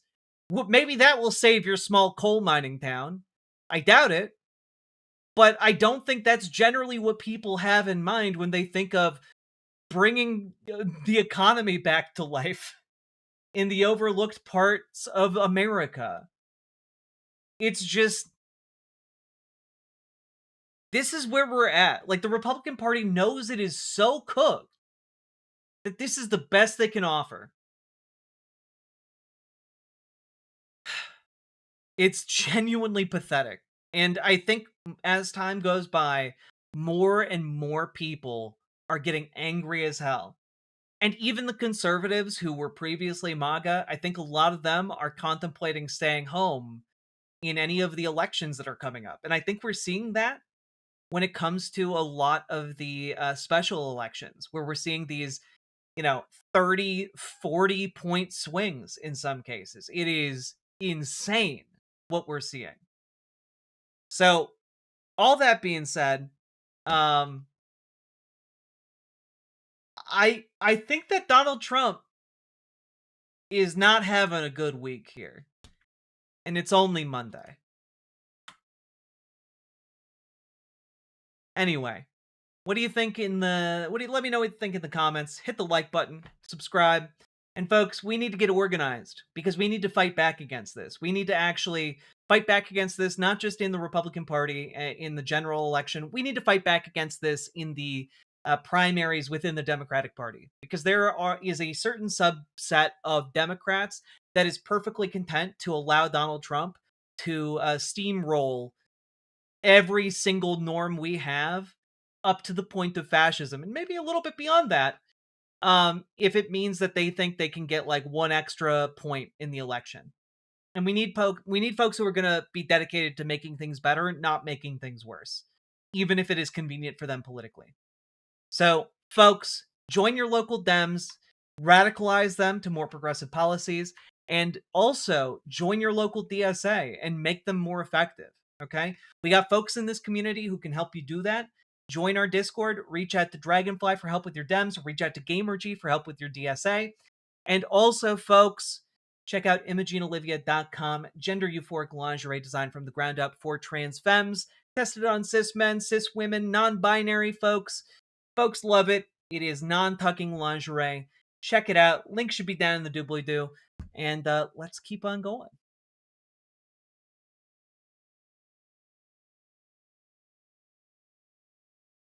Oof.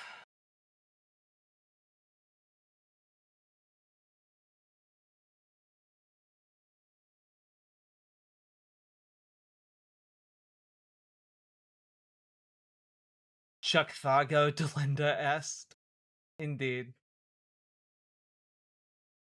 God. There's always a better tomorrow if you can fight for one. Indeed. Here, you know, I wanted to actually, speaking of the Dems. Also, folks, we've been going for almost 2 hours. If you are enjoying the show, hit that follow button, hit that subscribe button, hit the like button, and also consider subscribing.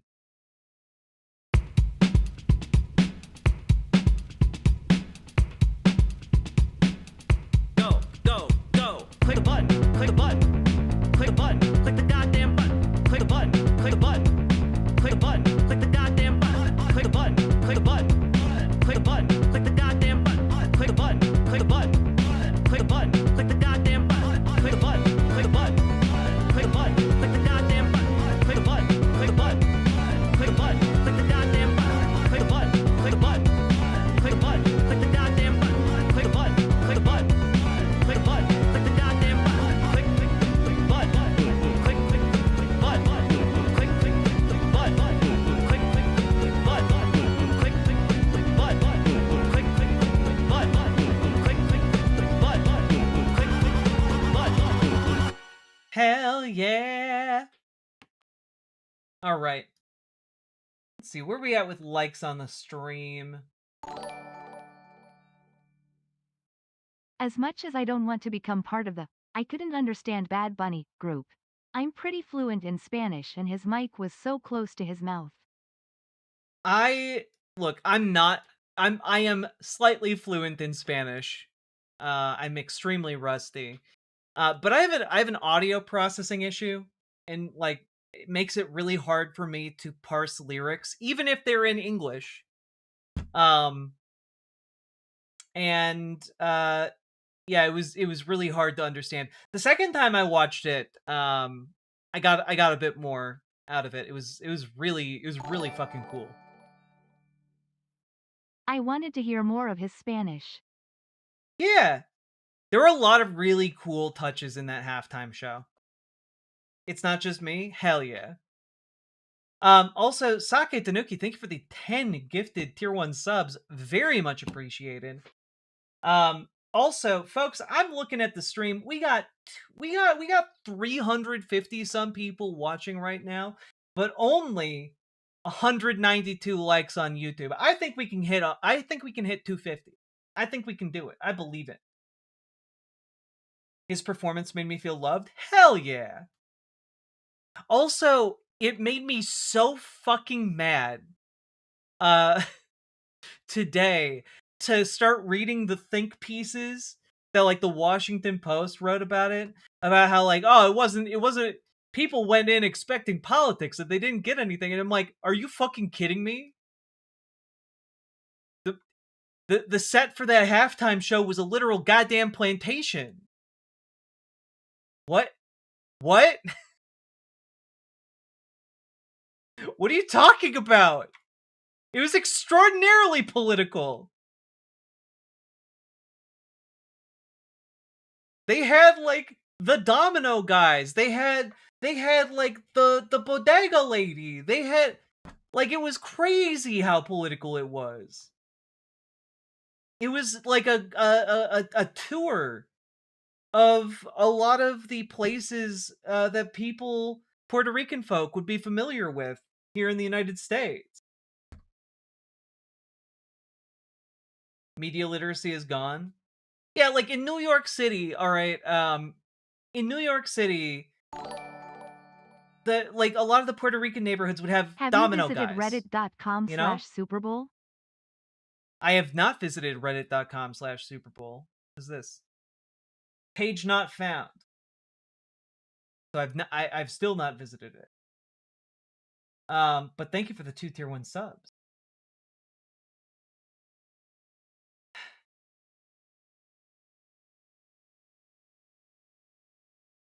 Like, if not political, then why Republicans mad about it? Well, because they're illiterate when it comes to media, and they're mad, but they don't know why. I was informed not to watch it, but I might give it a go. It was good.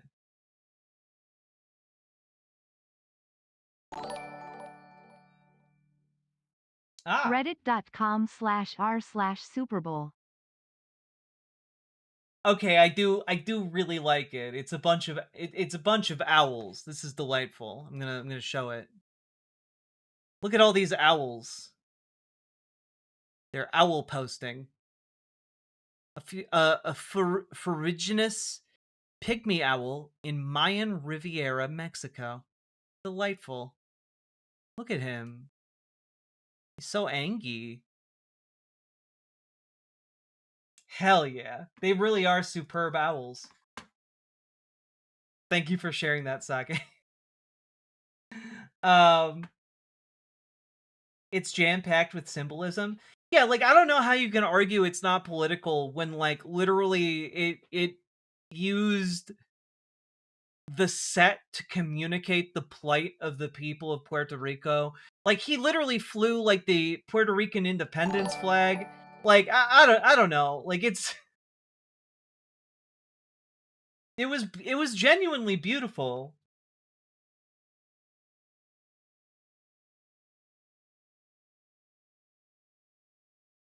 Did you see the sugar canes where people in costume? Yeah, I did. It was delightful. It was actually really cute to watch them, like, shake around.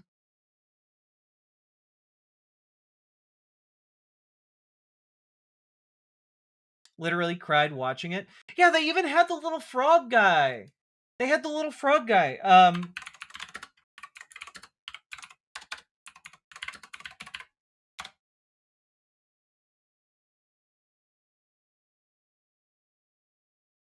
Yeah, the cookie.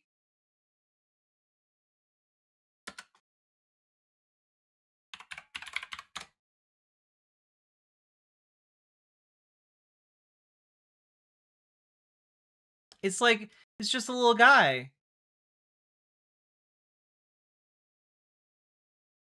Look at him. Look at him. They're just little guys.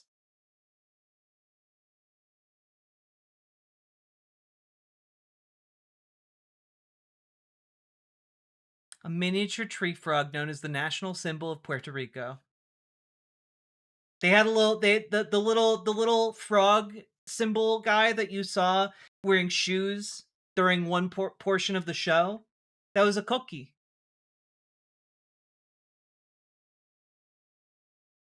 Yeah, they're like associated with like Puerto Rican like independence. They say their names all night. Yeah.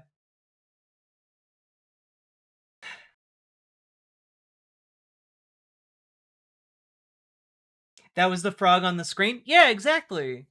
Like, the level of visual symbolism that was put into the show on purpose, because Bad Bunny knew people weren't going to necessarily understand the words he was saying.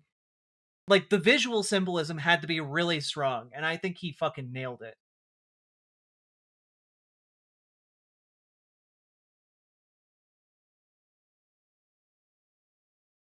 The Cutie Pies also have a presence here in Big Island? Hell yeah. Did you see Laura Loomer calling for his deportation? I did. Fucking insane. Yeah, Ricky. Look, they also had so many people. Pedro Pascal was there. Was in the performance. Jessica Alba.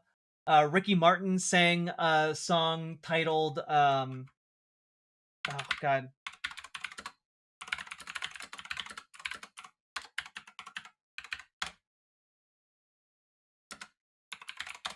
What's it called? Yeah. Ricky Martin sang a song, Lo que le pasó a Hawaii. Which, you know, what happened to Hawaii, which is a, you know, I really hope there's a Cookie Monster character on PR Children's TV. God, that'd be cool. That'd be so fucking sick. I hope that for them too.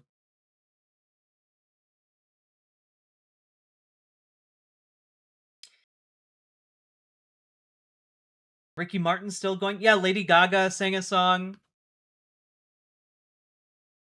Apparently, Bad Bunny and Lady Gaga are really good friends. Yeah, Count Zacula, the electric power poles. For those who don't know, Puerto Rican power has been, like, electrical power. Their energy grid has been fucked for like years and years and years. And not only that, but like Puerto Rico's situation in general is deeply fucked because as a territory of the United States, they can't declare bankruptcy. And essentially, to kind of summarize poorly the situation in Puerto Rico, for a long time, they offered themselves as a tax haven. And so a lot of American corporations like set up in Puerto Rico and like essentially enjoyed very low tax rates. And but then the economy like bottomed out and a lot of them moved out, right? Which left suddenly Puerto Rico with next to nothing and a whole host of debts. And because of the nature of them being a territory, having all of these debts, they couldn't declare bankruptcy like a U.S. state can, and many U.S. states have declared bankruptcy. If only the stadium sold a special bad banh mi sandwich during the game. Missed opportunity. God, that is that's a bist opportunity. Sake Tanuki, thank you for the 2 tier 1 subs and the 2 tier 1 subs and the 2 tier 1 subs. I don't know if that was on purpose or on accident, but thank you. I really appreciate that. But territories in the United States can't declare bankruptcy, which means all of their debt got reconsolidated so that they had to pay that back. They had to pay their debtors back before they could pay for essential services for the island. So essentially, they had to have like their budget garnished before they could pay for things like, you know, sewer systems and electricity and such. And because of this, it made them a target for a lot of you know, a lot of companies masquerading as folks that could solve the problems on the island. So I know, for example, there was an electrical company that came in pledging to like fix the electrical grid of Puerto Rico. But then it turned out that they basically just took a bunch of money, did absolutely nothing, and then skedaddled. And like that seems like a microcosm of what's happened in a lot of different ways with Puerto Rico. And of course, the ongoing question has always been, should Puerto Rico become a state or should Puerto Rico become independent? And you know, that's up to the people of Puerto Rico to decide, obviously. But like, statehood comes with a certain set of benefits, and as does independence, right? Part of the problem is just this accumulation of debt that they have not been able to get rid of. And now you're also having it become like this hub of the ultra wealthy gentrifying it, which is another layer of awful on all of this. You've got the Logan Paul and Jake Paul moving down there, for example, and a bunch of other ultra wealthy people moving in to effectively bulldoze where people are living in apartments to build their little McMansions down there. And it's really fucking gross.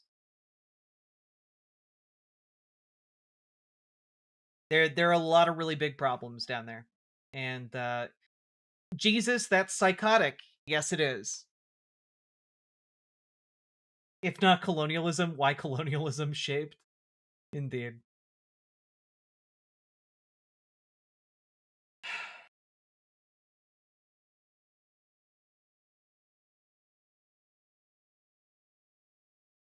The whole situation is awful. Most of my classmates have left Puerto Rico due to jobs and other problems. Yeah, I mean, like, the jobs are just terrible. The job situation is terrible, especially like with a bunch of companies just up and leaving. A lot of manufacturing up and leaving Puerto Rico. Like a lot of folks went to the mainland because it seems like a lot of dead ends on the island itself, and that's just a real fucking shame. So Puerto Rico is just like owned by the United States and can't like vote or anything. Yeah, well, so territories in the United States have different rules depending on which territory you're in. For example, I think Boltzmag did a really good rundown of American Samoas in Alaska, American Samoans in Alaska, and folks born in America, American Samoa, like can't vote. It's like there's like a lot of really fucking weird, disgusting shit when we start getting into American territories and the way America fucks them all over. It's really gross.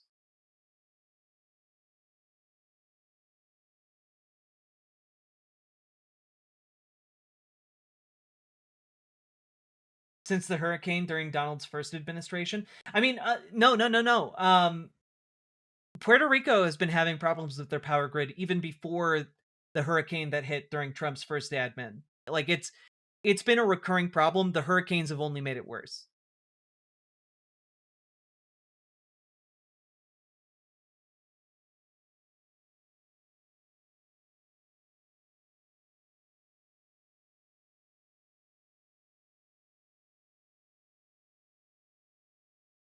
Yeah, American Samoa has the highest per capita number of people who are veterans of any state or territory. And because they are, you know, a territory, they are given less consideration and less investment, and so are like very few VA services on the islands.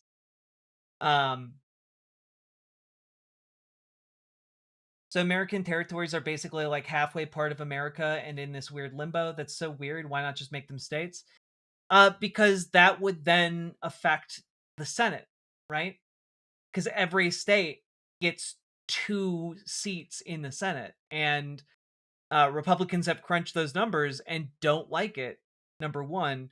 And number two, it's old school racism, like on the part of, again, a lot of conservatives. And a not negligible number of folks on the left, sadly. Hey.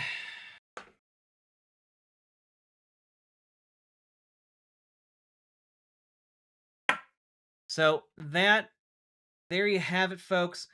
Now, I wanted to give this a shot today. Let's move on. I wanted to, here we go. Here's the button I press. So folks, I want to get to talking about this speech from Jon Ossoff. Now, Jon Ossoff is the only Democratic U.S. senator up for re-election in a state won by Donald Trump. So Jon Ossoff, by the conventional wisdom, is fighting an uphill battle, which may be the reason why he's showing a little bit more of a spine to fight Donald Trump this time around than he has in the past.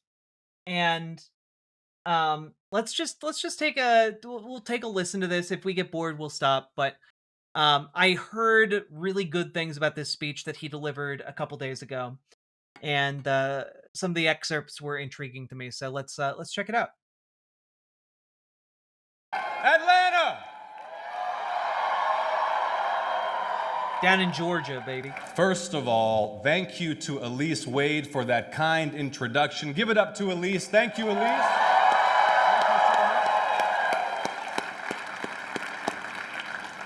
And thank you to all the volunteers and organizers who built this event, who will power us to victory in November. Thank you.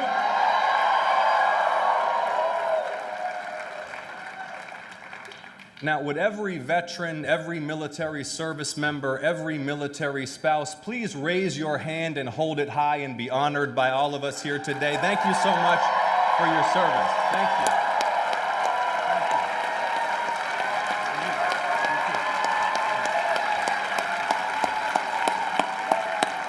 Thank you. Now, Atlanta. This election. I do like how he's like, Atlanta. They're all like, yeah. That's us. That's where we live. What's up? Is 9 months away. But the crowds I've seen over the last year at rallies like this one, the crowds every week in people's homes and backyards across our state as we organize and mobilize toward victory leave no doubt that Georgia is ready to do our part to save our republic again. We're ready. That's the thing I'm curious about Hello Mello. Jon Ossoff has a reputation for being a pretty centrist type of guy. He's not considered a left-leaning politician in the Democratic Party. But I am wondering if he's a savvy kind of centrist, the kind who can read the wind, the political winds, and understand where he needs to go in order to be a successful politician. I'm curious about that because I feel like if this guy can read the wind, he might be able to chart a path for other centrists like Kathy Hochul, like Chuck Schumer, etc. Because what we really need to be seeing at the moment, what we really need to see are centrists like Chuck Schumer capitulating to pressure to be, abolish ICE, to do more than what Chuck Schumer is doing right now, which is helpless virtue signaling while possessing the power to stop a lot of what is happening.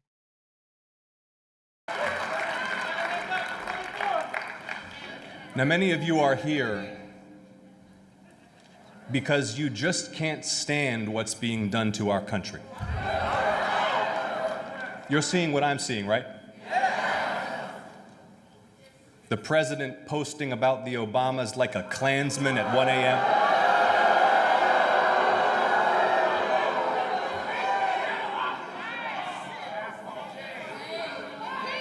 You see our government transformed into a tool of one man's personal vengeance and power and enrichment.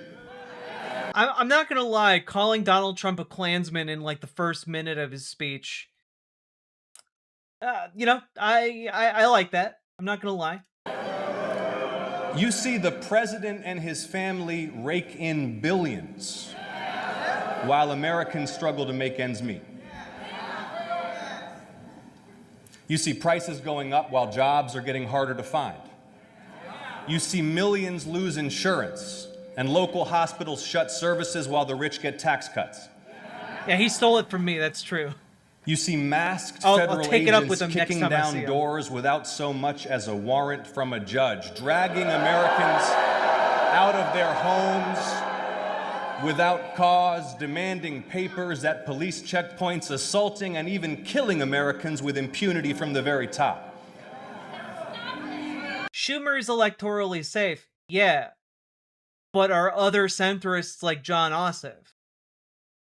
We've got centrists too, like Kathy Hochul, and Kathy Hochul has bent the knee effectively to Zoran Mamdani's entire slate of progressive reforms. Like, that's important.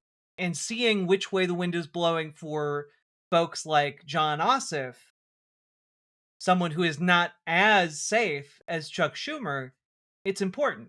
Gives us an idea of where things are going to go. And the mistake you're making is thinking that I believe Chuck Schumer operates in that way, which he doesn't. But a lot of other people in elected office do. And the entire goal is to have more Democrats who operate in favor of our policies than who operate in favor of Chuck Schumer's policies. Does that make sense? I fucking hope so.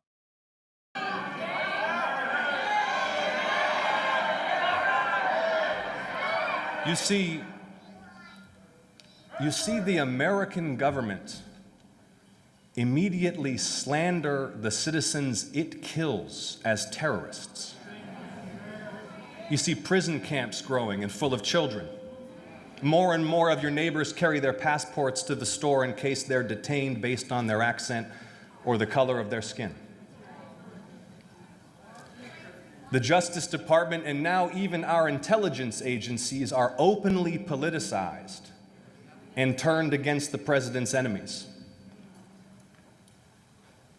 It feels like every day the depravity deepens, the chaos accelerates, and deep down, maybe you fear whether our republic now in our 250th year can survive it all. But Atlanta, I'm here to tell you we will overcome this together. We will. We will. Because Atlanta, some people just happen to live at times and in places where history is made. And Atlanta, this year, once again, that's us. Once again, that's us. And it's not the first time the whole country's counting on us. So Atlanta, are you ready to fight? Atlanta, are you ready to win?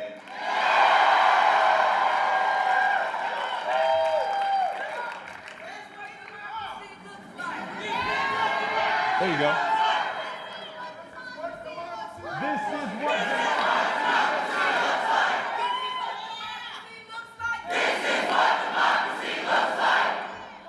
Now maybe you felt surrounded by darkness this last year. But Atlanta, the first light of dawn is on the horizon. Look at Texas. Look at Virginia. Look at New Jersey.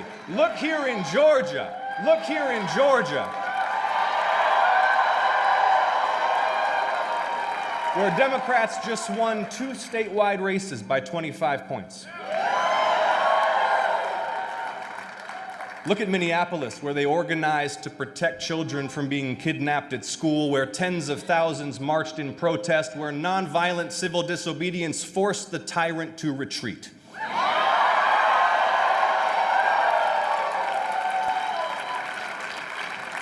Atlanta, there's a wave building.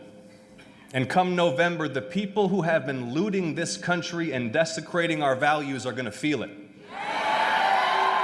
And here's the thing, Atlanta. I will also say, Jon Ossoff has been doing some stuff. You know, like he was instrumental in putting out a report on ICE abuses in custody and detention, and it finds over 1,000 cases of that. And I'm not here to tell you like Jon Ossoff is the balm and the solution to all of our problems. I'm genuinely here because I'm curious. I'm curious about what he is going to say as he tries to chart a path forward. Atlanta, they know it. And they fear it. And that's why their abuses are becoming more reckless and desperate. But as long as we don't give in to doubt or despair or division, our victories will be so decisive that no half-baked plot hatched in the White House will foil the will of the people, Atlanta.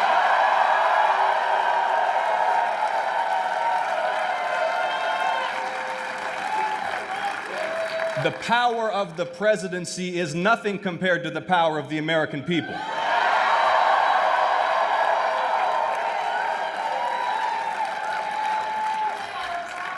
Atlanta, are you ready to win?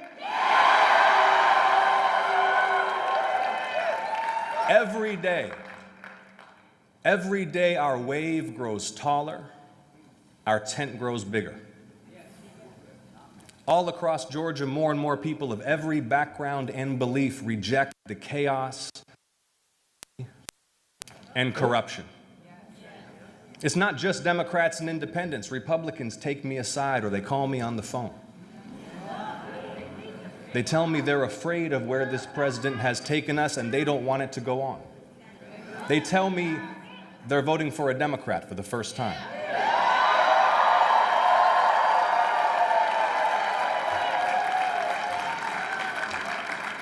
And it's no mystery why. This is the cruelest and most arrogant group of people who have ever ascended to high office in the United States. And their cruelty and their arrogance are matched only by their incompetence. The president said he'd bring down prices on day one. Instead, his tariffs keep driving prices higher and higher. Since he took office, coffee's up 20%, ground beef and the power bill both up 13%, apples up 10%. I could go on, all in 1 year. Unemployment is rising too.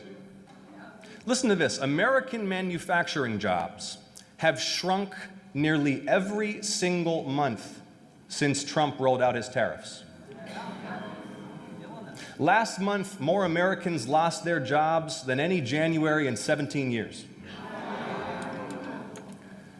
And while prices are going up and jobs are getting harder to find, they decided to let health insurance premiums double for more than 20 million Americans, including more than 1 million Georgians.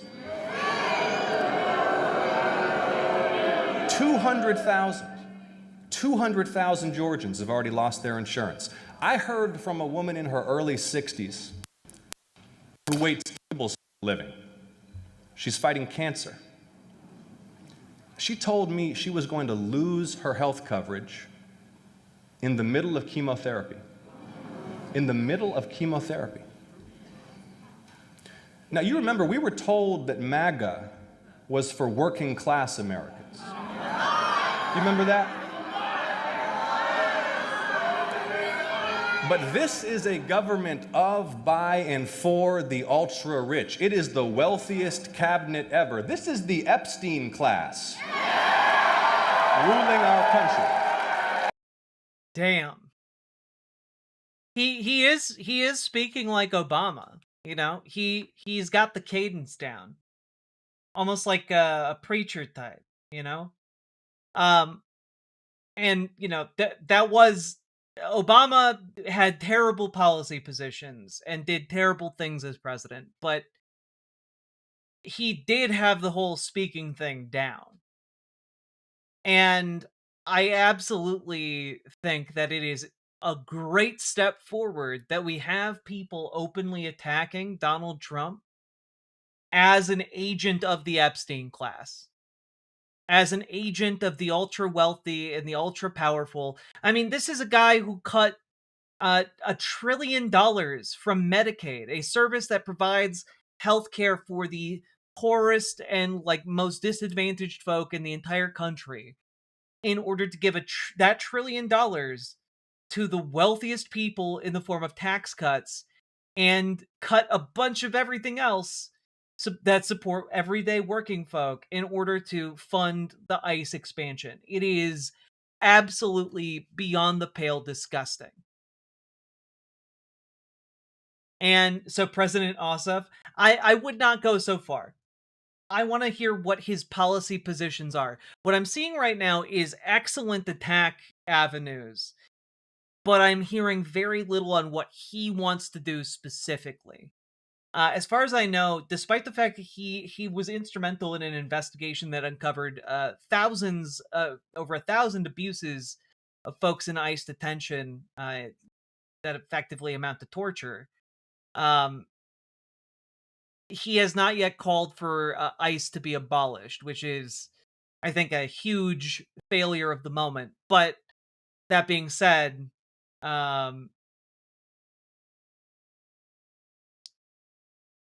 he's bringing a fight, and I do like seeing a fight. Yeah, we do need to see more folks calling for ICE to be abolished, though.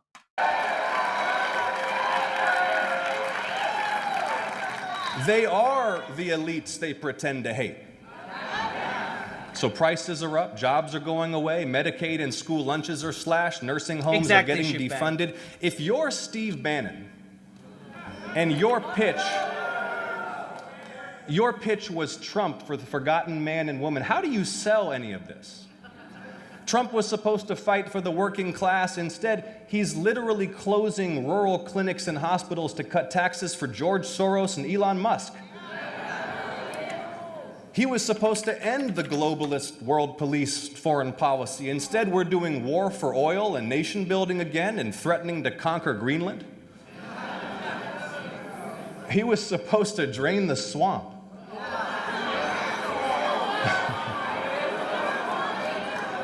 Instead, this is the most corrupt administration of all time, and everybody knows it. Everybody knows it. Listen to what Marjorie Taylor Greene just said about MAGA last week. I will say, in John Ossoff's, to his credit, he does not accept campaign contributions from corporate PACs or federal lobbyists, but that's good. But call to abolish ICE. There's no reforming this concentration camp system that you have helped investigate. God. I'm serious. Marjorie said, quote, "I think people are realizing it was all a lie." Hold on, it gets better. Marjorie said, what MAGA is really serving in this administration, who they're really serving, is their big donors. Guys, this is Marjorie Taylor Greene talking. She went on. Marjorie said, quote, "The big donors that donated all the money and continue to donate to the president's PACs and are donating to the big ballroom, those are the people who get the special favors. They get the government contracts. They get the pardons." All true. Spot on. Marjorie, welcome to the resistance.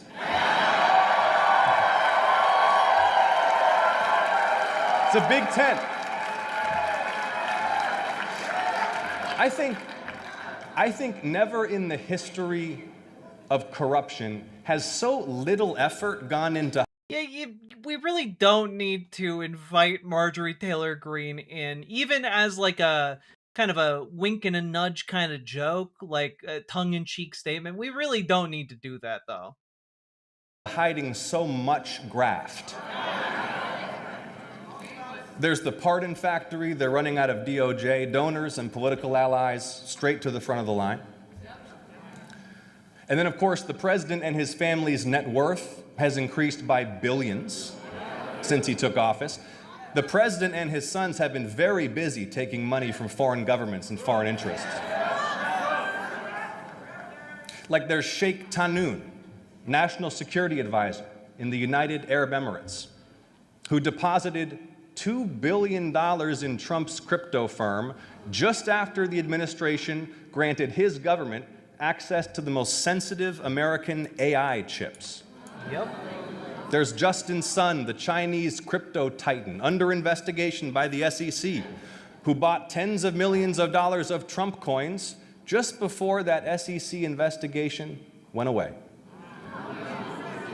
Dar Global, the real estate fund tied to Saudi royals, has new Trump deals in 4 countries. The governments of Qatar and Oman are investing too. But Trump doesn't just want money from foreign governments. He wants money from the US government too. So our president is suing the United States for $10 billion. This is actually a thing he's doing. Did you see this?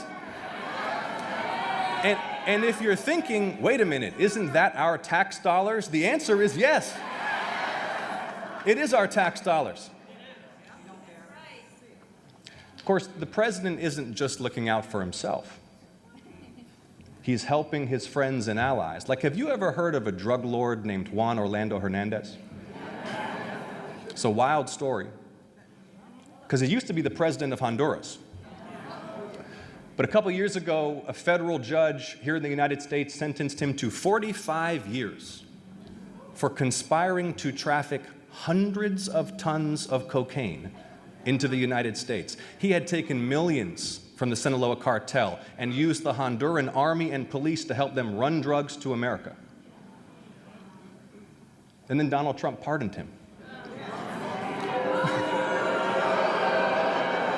Donald Trump pardoned a man who helped the cartels make billions of dollars trafficking vast amounts of cocaine into the United States. Donald Trump freed him because he was Donald Trump's political ally.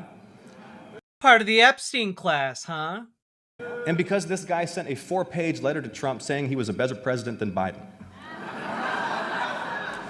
But then they will tell you with a straight face that the raid in Venezuela was about drugs. See, Maduro should have just sent Trump a check or sponsored the ballroom. By the way, Maduro's successor in Venezuela seems to have directed $500,000 to Trump's inauguration. Someone should probably look into that. The fact is, it pays to be friends with the president. It pays to kiss this president's ass. And if you really need something, you can always just pay the president. Whether you're a sheikh or a felon or a kingpin or a political donor, there's a buffet of corrupt options to curry favor with this administration. And yes, Donald Trump cut our health care so people like Elon Musk would pay lower taxes. But don't forget, he also cut our health care to fund the creation of a huge federal paramilitary force. Now look, there are still plenty of patriots serving our country in the US government and decent, hard-working folks in federal law enforcement trying to do the right thing every day. But this ain't that. And the American people are asking, why are roving gangs of masked men who look like they couldn't pass the Army physical exam dressed up like pretend Delta Force operators, wearing camouflage and carrying ARs on the streets of American cities, setting up checkpoints to harass commuters, demanding papers, dragging people screaming from their cars, and shooting people to death? They ain't like us.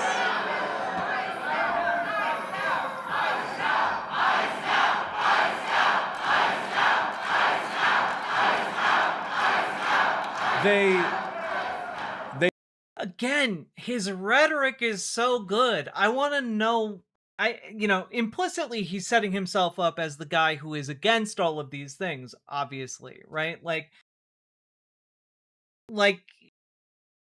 explicitly setting himself as the guy who is against all of this, but there's no undoing what has happened to ICE. You don't just take all of these same guys, take their masks off, and then go, all right, it's solved. Go forth. That doesn't fly.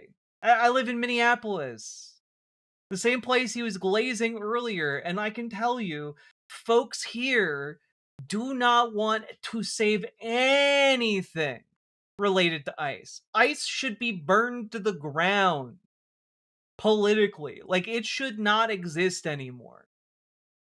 It should be abolished, along with DHS. There's no compelling reason to keep this around. We do not need it. What we need are 1,000 bureaucrats with well-paid jobs who sit around and send emails and letters to folks with fines. That's it. That's all you need to do. Give some paperwork that creates a pathway to citizenship. That's it. That's all you need to do. You just need you could replace the concentration camps. You could replace the roving gangs of masked men. You could replace all of it with 1,000 bureaucrats. It doesn't have to be this way. Instead of paying 10,000 men with guns and building concentration camps, just pay 1,000 bureaucrats with laptops. They don't have to identify themselves. They don't have to explain why you've been stopped. Film them and they tell you you've been added to a terrorist watch list. A Republican congressman running for Senate in Texas said, quote, "When a federal officer gives you instructions," he said, "you abide by them and you get to keep your life." Obey the federal government, they tell us, or die. What happened to don't tread on me? And by the way, if you're carrying a firearm, the Trump administration said they have license to kill you. Are there any principled constitutional conservatives left in the United States? Because it's not just the Department of Homeland Security, but shredding our Bill of Rights. The administration is fast corrupting the Justice Department and even our intelligence agencies. And yes, they are laying the groundwork for mischief in the upcoming elections. The president said we'd never need to vote again. Then he said we shouldn't have elections. Now he says he wants to take over the elections. And like a scene out of some banana republic, Tulsi Gabbard, the country's spy chief, comes to Fulton County, Georgia, to oversee the seizure of ballots.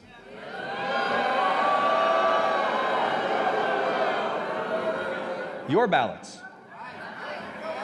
Tulsi said the president asked her to go, which means the president is personally managing federal raids on election sites in battleground states, all in service of his obsession with overturning the 2020 election and laying the groundwork for whatever they're plotting this year.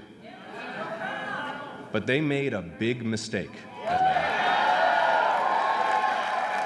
They came to Fulton County, Georgia. They came to the political and spiritual heart of the civil rights movement.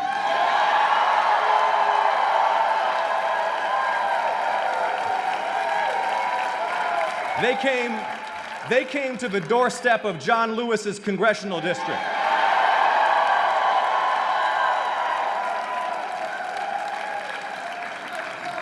And as a result, we are going to mobilize the biggest and most unstoppable turnout in state history.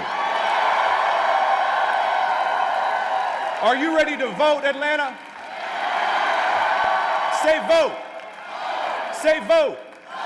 Say vote. Tell you what. You know what would make Tulsi Gabbard really mad?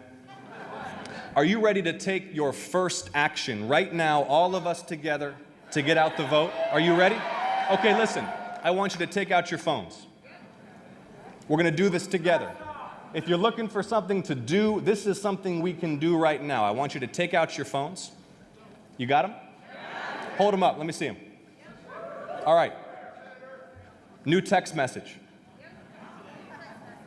Hold the phone up when you got the new text message open.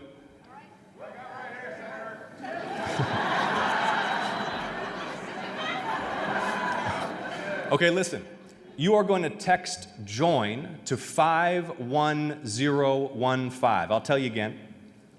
The number is 51015. 51015. Everybody watching online, it's 51015. Text JOIN. Done. All right, you got it? Hold that phone up when you're done. There you go. Atlanta, say vote. Say vote. Now look, defeating Donald Trump and his allies is essential, but it's only part of the job ahead. Because Donald Trump is a symptom of a deeper disease. Decades of deepening political corruption, growing inequality of power and wealth. These are the failures of an ancient and visionless political class entrenched in a system built to keep them in office forever. Members of Congress who just sit idly in their seats, collecting lobbyist checks, trading stocks, saying whatever the polls tell them to. And on their watch, the national spirit that defeated fascism, that landed men on the moon, that passed civil rights laws, was replaced by a small and selfish politics. The politics of legalized corruption defined by corporate PACs and bundlers and lobbyists. It's a system designed to serve donors and protect incumbents. And then Citizens United came along. The worst court decision in modern American history. flooding the airwaves with ads paid for by secret donors who bankroll both parties. All of this bent Congress to serve the powerful and forget the people. And that's why you still pay a fortune for prescriptions. That's why your insurance company gets to keep denying your claim. That's why hedge funds get to buy up all the houses in your neighborhood. That's why that ambulance costs $3,000 after you just had to get a choking toddler to the hospital. Our democracy stopped serving the public, and the public lost faith in a system that was failing them.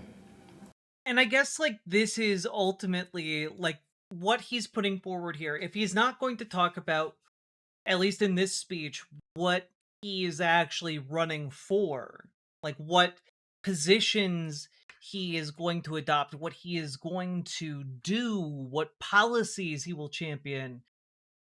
Really what this speech winds up being about is setting the narrative for the us versus them, you know, tableau that will play out, right?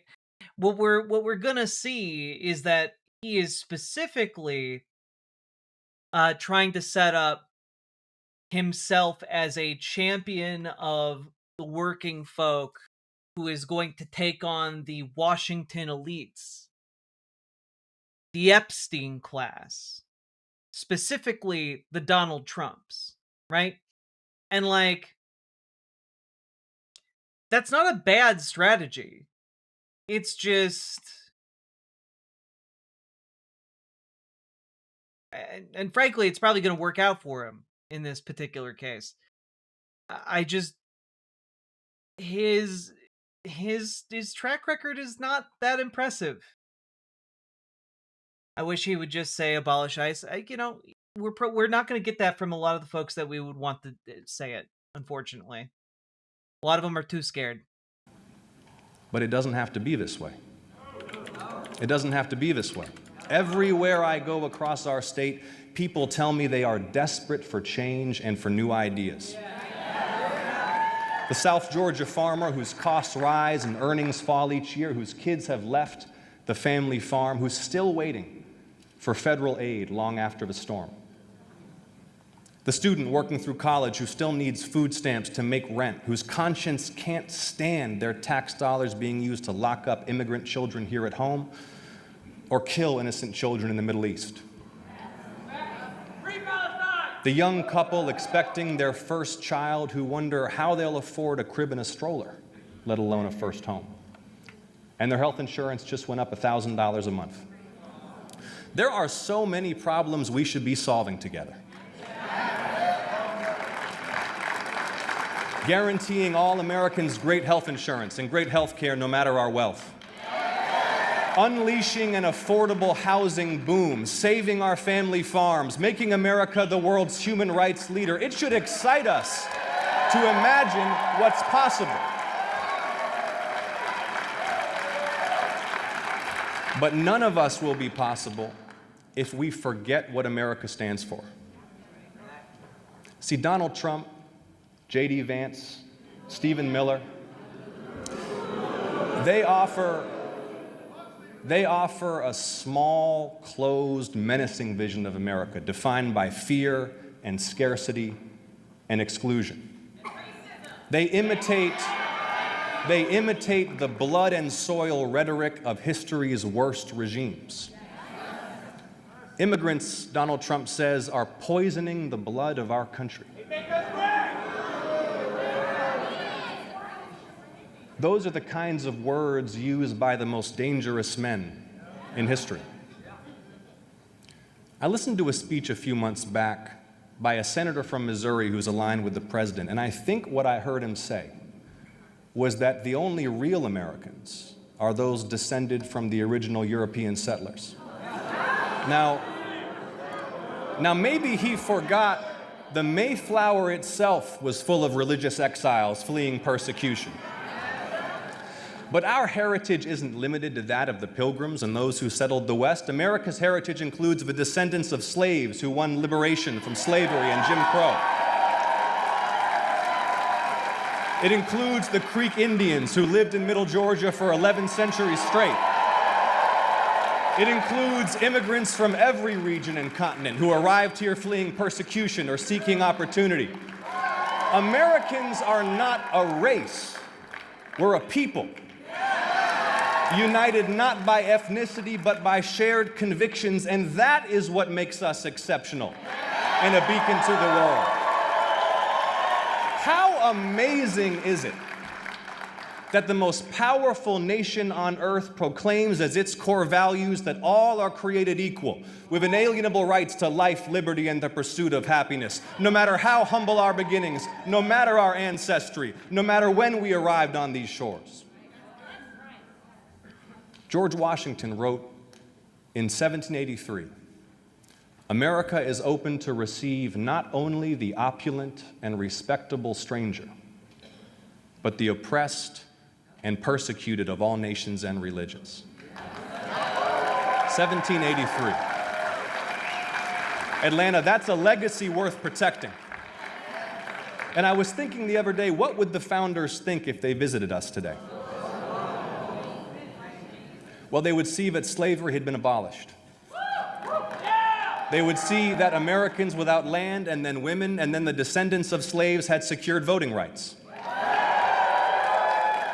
That American leadership in science and discovery had propelled knowledge and technology to unimaginable heights. They would see that the United States had become the superpower that defeated Nazism and communism. They would see a pluralist democracy, people of all colors descended from every point on earth, stitched together out of many nations into one, still the greatest hope for mankind. But they would also learn that of the world's great rich nations, American life expectancy is the lowest, while our childhood poverty, murder, and maternal mortality rates are the highest. They would see a nation that at the height of its wealth and power fell into the very traps they most feared, the dominance of special interests, bitter division between warring political parties, and a faithless president exploiting that rot to pursue the absolute power they overthrew. But they gave us the tools to fix this. They put the power in our hands. It's up to us, Atlanta. It's up to us. This is a turning point for the United States. History is calling the question, what kind of a people are we? I believe the measure of our success is not how many of the poorest and most vulnerable families we hunt down and shackle and imprison and deport. The measure of our success is whether each generation achieves greater health and prosperity than the last, and whether we live up to the promise of equal justice for all. I believe we can lift American children out of poverty. We can keep our communities safe from violence. We can make sure every mom and every baby in America gets the best care in the world. I believe we can reform our corrupt politics. We can unite the American people to solve big problems and achieve great things again. I believe we will escape this moral tailspin tech nerd. and recommit ourselves to the values that have powered 250 years of progress. But none of this is possible without victory this November. And the battle is already on. So Atlanta, are you ready to work? All right, we're basically done. So I just have to say, one, the interesting thing that I get out of this is an almost complete lack of content regarding policy and his prescription to solve the problems, right? Like, okay, we can all agree ICE is a problem, but if your solution is give them ice creams and maybe it will make them nicer, well, that's not really a very actionable solution, right? Like, we need actionable solutions that will solve the problem in a actual meaningful way. And in a similar way, like, okay, like, what do you want to do for healthcare costs? Is it restore Medicaid funding? Is it a Medicare for all? Like, what kind of solution are you trying to pursue? And like, additionally, like, part of the problem here is, like, historically, John Ossoff has been very much a fence sitter when it comes to, like, issues like Gaza, for example. And, like, he's gotten a lot of material support over the years from J Street, which is, like, a little bit less extreme than AIPAC, perhaps, but, like, it's still liberal Zionist group. Like, they are there to fund folks who are pro-Israel. And I know I'm being very generous, but, like, there's a lot of not great things going on here with John Ossoff, and I guess the important thing, the one takeaway we can actually take away from this is that this is where centrist Dems are at. You know, a relatively a safe lack of content while trying to position themselves as against the Trump administration, which I think in this case he did very well. Like, he's field testing some solid strats to that other Dems are certainly going to take note of. I imagine over the next few weeks, the Epstein class is going to become ingrained in Chuck Schumer's vocabulary, for example. But what's interesting to me is that there's an element here of setting a narrative that we might see other centrists try and follow, which is more pugilistic, right? And that is important because a lot of centrist Dems, like Chuck Schumer, have been extremely hesitant to try and fight. In kind of the colloquial behind the scenes terms, like, you got two teams right now in Washington, D.C. in the Democrats. You got Team Fight and you got Team Hand Wring, you know? And Team Fight needs more guys. We need more people to be willing to fight the Trump administration. Just like, full stop, end of story. You need to be willing to fight these guys. And that is a step in the right direction.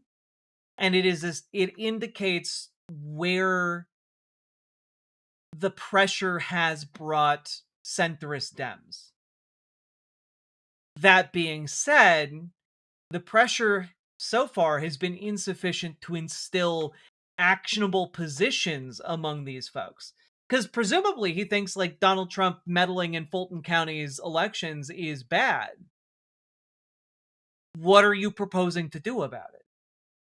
Right? Like, it's not enough to simply be willing to fight and throw down. You have to be fighting for something.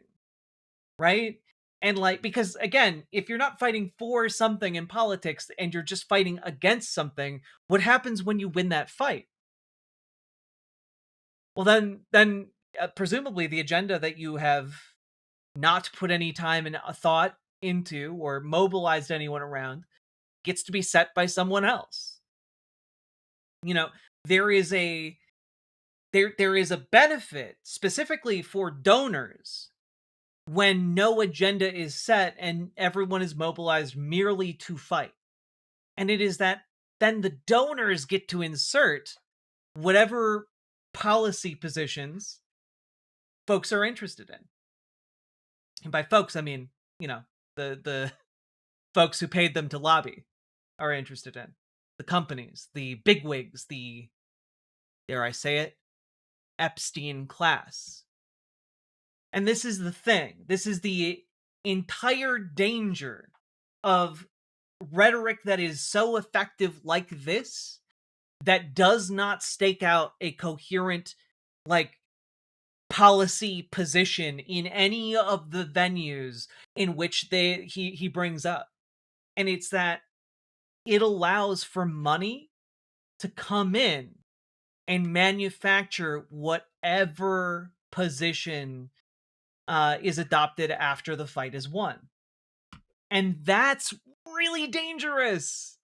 It's really dangerous, and it is what has allowed like the Epstein class and these conservatives to effectively shift the Overton window to the right for so long. And it's because a lot of the same folks who fund Republicans also spend money on Democrats. And so all that needs to happen at that point is for these ultra wealthy folks through, you know, whatever lobbying group or, you know, a branch that they insidiously want to insert there.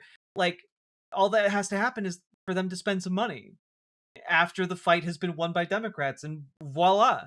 If it is sufficiently vacuous enough, well, something can be used to fill that vacuum. And yeah, I'm gonna just come right out and say, I think also silence when it comes to issues like Gaza is gonna be another one of those things that going into the midterms and the general election is going to be absolutely like devastating. Like you cannot do that in a post 2024 world. You just can't.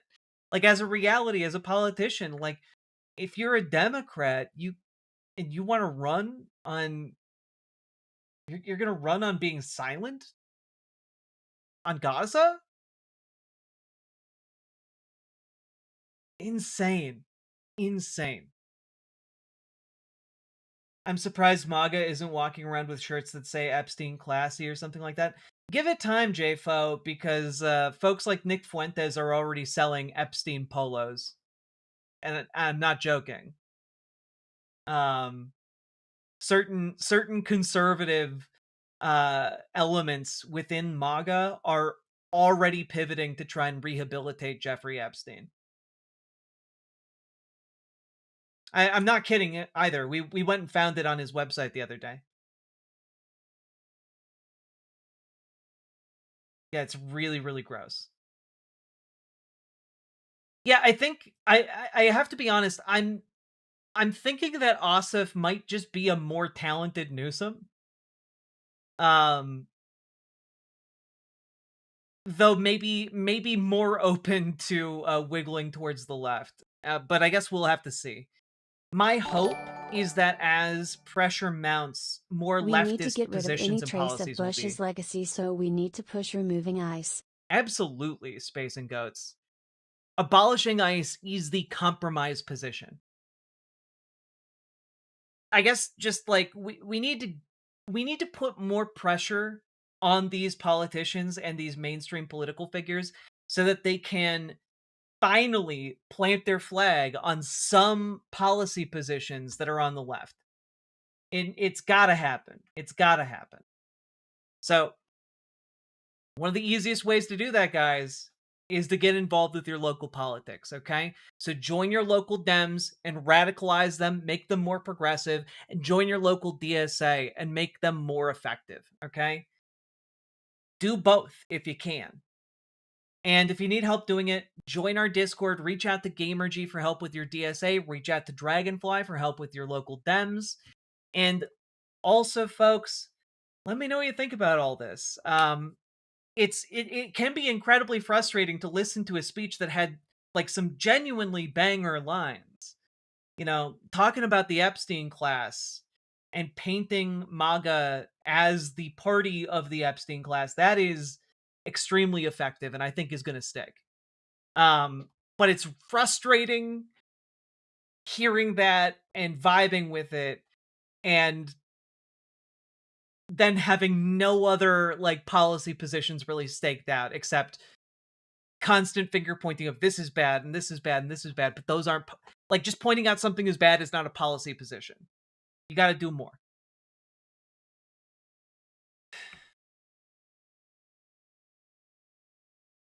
So, yeah, also Ossoff talks a big game, but his voting record is not great. I have a feeling that Ossoff's voting record is going to play over well in Georgia, though, because he votes for a lot of things that do directly benefit his constituents. All that being said, folks, let me know what you think down in the comments. Hit the subscribe button, like, And also, please consider checking out ImogeneOlivia.com, gender euphoric lingerie designed from the ground up for trans femmes, tested with cis men, cis women, non-binary folks. It is non-tucking lingerie, very comfortable. New sizes, styles, and colors are coming soon. Check it out. Link down in the doobly-doo. And let's keep on going.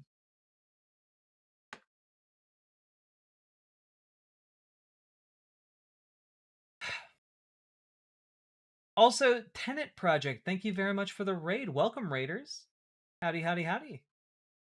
Hope you had a good stream.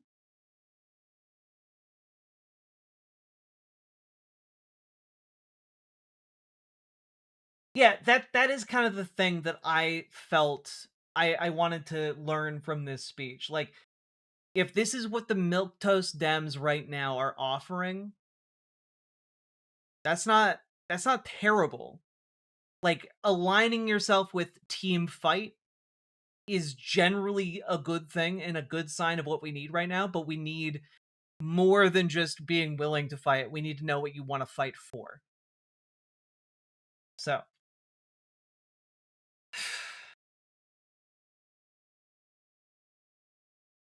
Well, folks, we've been going for about 3 hours now. If you've been enjoying the show, hit that follow button, hit that subscribe button, hit that like button, do the things, click the goddamn button.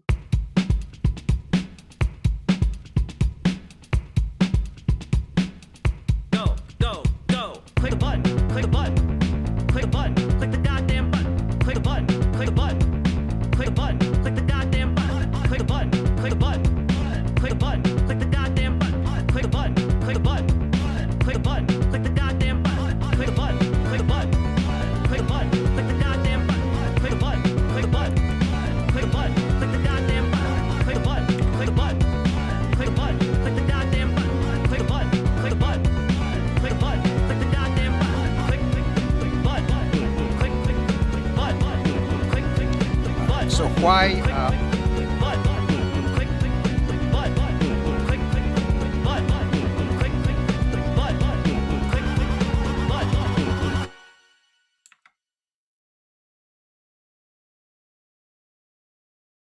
oh boy. All right, folks.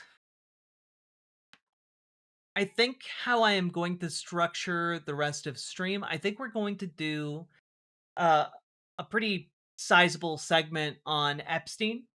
That is what is coming up. I need to use the bathroom. I should be back in like 2 minutes.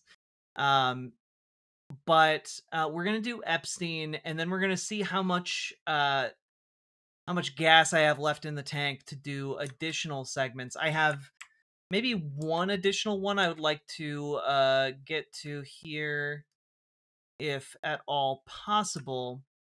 But we might be stuck doing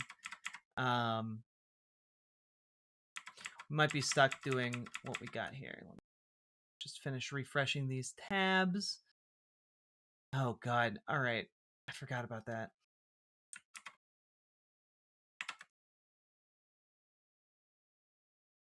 Yep, just real life horror. Indeed, indeed. So, all that being said, folks, if you've been getting anything out of today's stream, please hit that follow button. Please hit that like button. Please hit that subscribe button. And also, please consider dropping those subs, donuts, memberships, super chats, etc. You guys make this show possible. Could not do it without you guys. Are we covering the cannibalism? No. I'm not going to be diving into a lot of the nitty-gritty of the allegations themselves because I can't handle that mental damage at the moment. But we'll be talking about some of the other things that are happening. I'm going to be attempting to avoid anything explicit. So you should be able to handle it just because we're going to be talking about things in the abstract.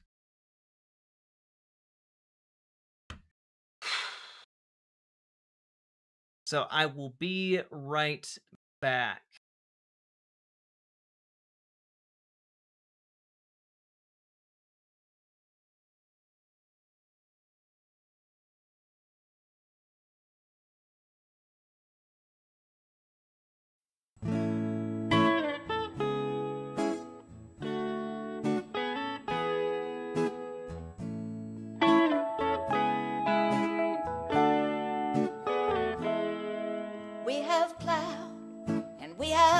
united, we have gathered into bars, done the same work as the men, with babies in our arms.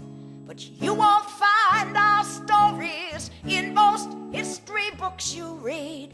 We were there, we're still here, fighting for the things we need. We were there in the factories, we were there in the mills, we were there in the mines, and came home to fix the meals. We were there on the picket line, we raised our voices loud. It makes me proud just knowing we were there. From the textile mills in Lawrence to the sweatshops in New York, from the fields in California where our children had to work, we fought to make a living. Bread and roses was our pride. Though they jailed and beat our bodies, our spirit never died. We were there in the factory, we were there in the mills, we were there in the mines, and came home to fix the meals. We were there on the picket line, we raised our voices loud. It makes me proud just knowing we were there.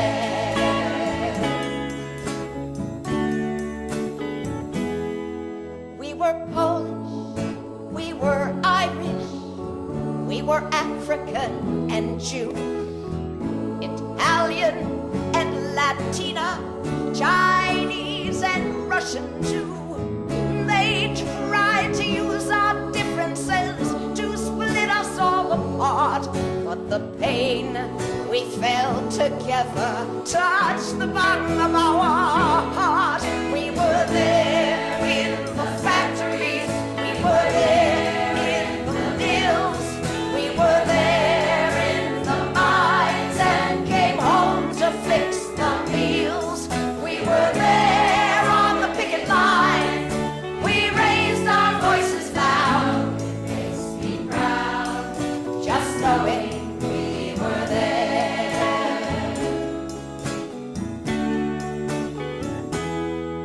We are teachers, we are doctors, we are cooks and engineers, letter carriers, truck drivers, conductors and cashiers. We operate machinery, we fly the airplanes, and we help to build our unions. We got struggle in our veins. We were there in the factories, we were there in the mills, we were there in the mines, and came home to fix the meals. We were there on the picket line, we raised our voices loud. I'm so proud just knowing we were there. We were there. We were there in the mines. Yes, came home to fix the meals. We were there on the picket line. We raised our voices loud. Proud just knowing we were there. And our struggle keeps on growing. I'm so proud just knowing we were there.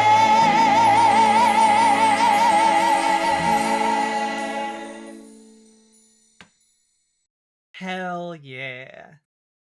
That's a cool top. Where'd you get it? I think it's from Nasty Gal. I have no idea though. Also might have been thrifted, and if so, I have no idea where like what brand it is.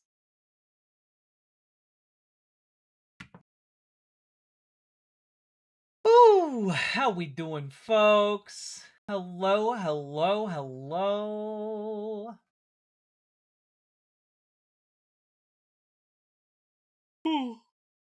Let's dive right into it, shall we? So, folks, we got to talk about Jeffrey Epstein. And just real quick, let's take a look at where are Republicans right now when it comes to Jeffrey Epstein. Where's your average Republican voter at when it comes to Jeffrey Epstein? Let's check in with Turning Point USA and Laura Ingram about this. How many of you are satisfied? You can clap. Satisfied with the results of the Epstein investigation? Clap. Okay, I told you to clap. You guys aren't listening. I'm not going to grade you on a curve. So I was going to get to that. How many of you are not satisfied with the results of the investigation?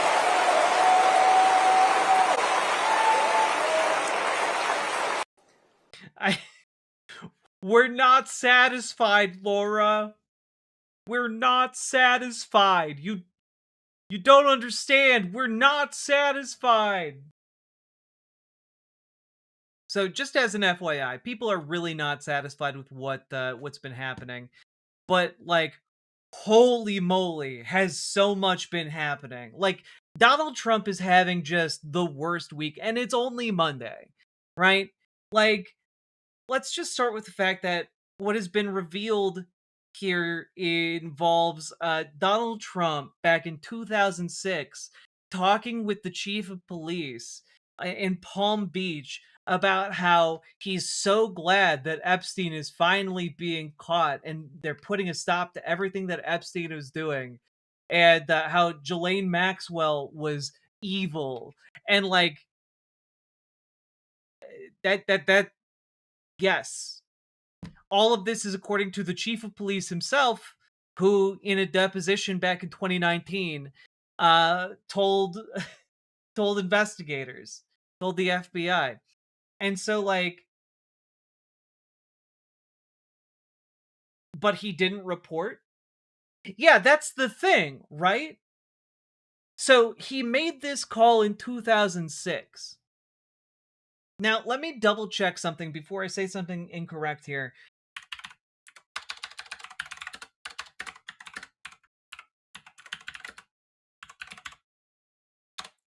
Just out of curiosity here. According to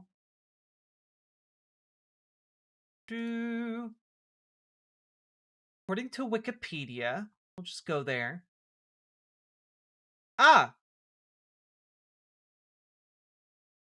In 2007,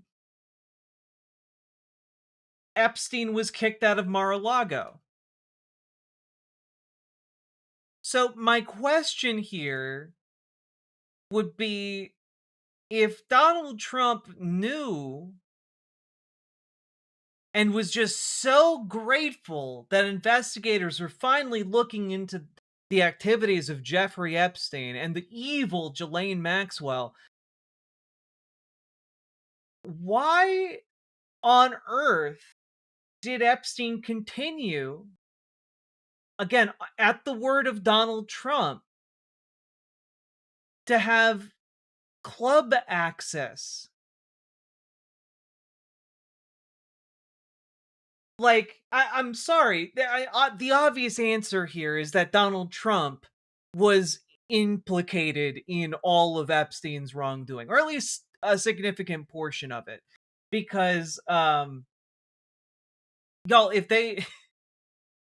if he actually felt disgusted by Epstein's activities, he certainly wouldn't have continued to tell his employees at Mar-a-Lago to treat Epstein as if he was a club member when Epstein wasn't paying any dues in the first place.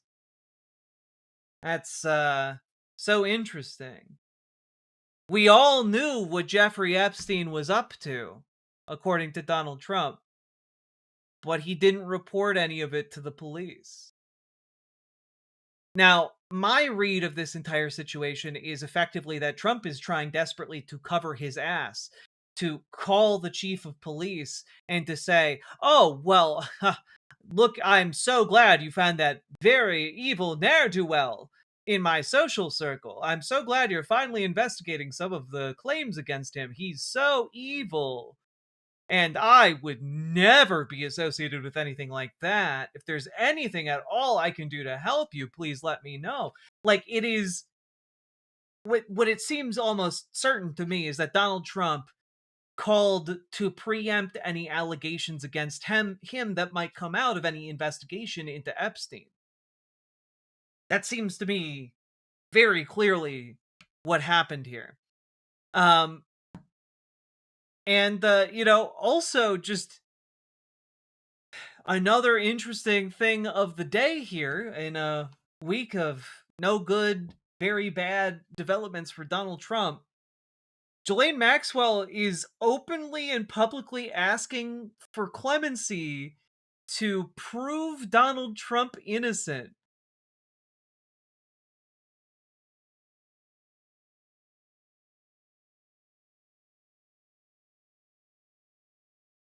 Guys,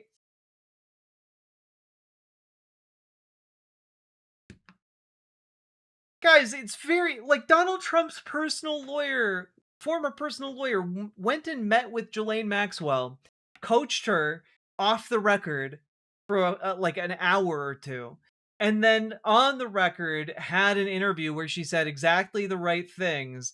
And then, for no apparent reason, despite the fact that she is literally convicted for raping a child, she got sent to a low security prison. And contrary, by the way, to all law and prison procedure, sent to the lowest possible security kind of prison. And now she's trying to get out of prison entirely, despite the fact that she is a child rapist, by proving Donald Trump did nothing wrong.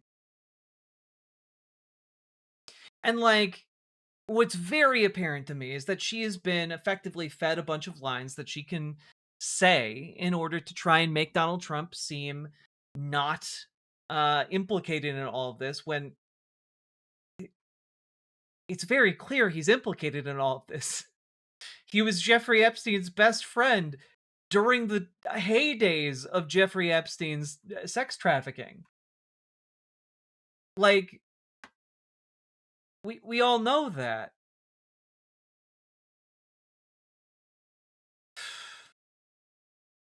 Miss Maxwell is prepared to speak fully and honestly if granted clemency by President Trump, attorney David Oscar Marcus said in a statement during the deposition. Only she can provide the complete account. Some may not like what they hear, but the truth matters. For example, both President Trump and President Clinton are innocent of any wrongdoing. Miss Maxwell alone can explain why, and the public is entitled to that explanation, Marcus said. And basically, what happened is that Congress tried to depose Ghislaine Maxwell and have her testify and in front of the House Oversight Committee. And she refused to answer any of the questions and invoked her Fifth Amendment right. And her argument is essentially like, I'm not going to testify or tell you shit until you grant me clemency. Why would we trust anything she says? What is she, an expert witness on pedophile shit? I mean, kind of. That is what she's arguing. But the issue is, we got a lot of other documents that implicate a lot of things right now, thanks to the Epstein files. And I'm going to point this out, that really there's a big problem for the Trump administration right now, which is that starting today, members of Congress have access to the full and unredacted Epstein files, meaning that members of Congress now know the names associated with this. And that's a huge problem for Donald Trump if he's implicated by all of this, which I certainly believe he is. And I'm sorry, but there's nothing that Ghislaine Maxwell can do to prove that Donald Trump was not involved in all of this. When, to be completely frank with you, the second these rich and powerful assholes start flipping on each other to try and save their own skins, like, everyone is going down. Everyone involved in this is going to go down if, Congress starts releasing materials. If these names actually reach the light of day, which really seems like they're on track to do. Again, this is from earlier today. Trump officials redacted Epstein files to protect prominent individuals, lawmakers allege.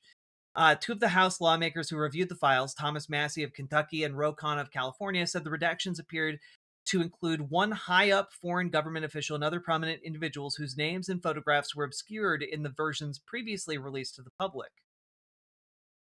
There are 6 men, some of them with their photographs, that have been redacted, and there's no explanation why those people were redacted, Massie, a Republican, said after spending roughly 2 hours reviewing the documents inside a secure reading room at the Department of Justice satellite office. He added that at least one of the 6 men was a U.S. citizen and that at least one was foreign, but declined to reveal their names. I probably should do that from the floor or in a committee hearing, Massie said. Which, by the way, if you do that, you are immune to prosecution for whatever you say on the floor, right? Later on social media, Massie hinted that the redacted names include a well-known retired CEO and a sultan.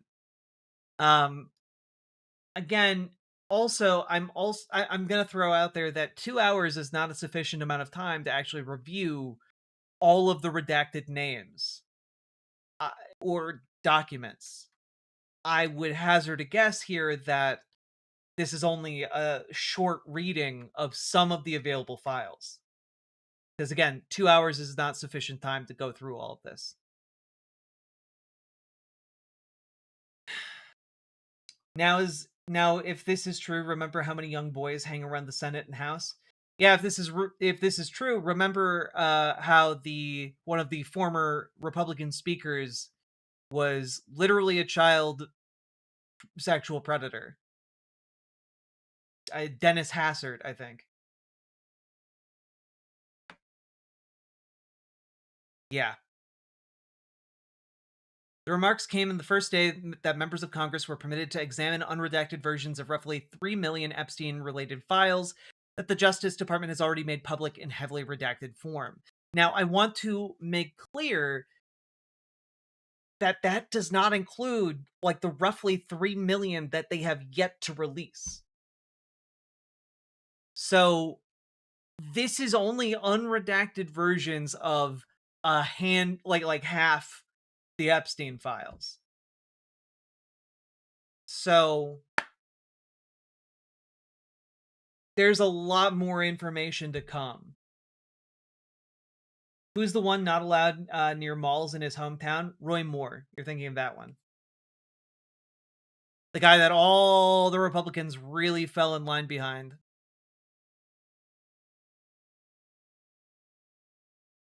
These 6 are just what we found in 2 hours of review of the files, Khanna said.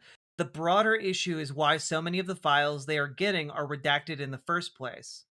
Which is true, because what seems to be the case here is that they are simply redacting anyone who might possibly be embarrassed. And that's not their job when it comes to redactions. And also, what we were told is that, oh, well, the files, we need all this time to go through the files to make sure no one's information is unfairly exposed. And just as an FYI, a few days ago, oh, oops, Epstein files release exposes names of at least 43 victims. And again, many of these victims were not previously named. So it's a really big deal that they were revealed. But not only that, you allegedly spent so many hours going through and redacting all the sensitive information, and yet, oops, you literally published CSAM. Like, the number one thing you were not supposed to do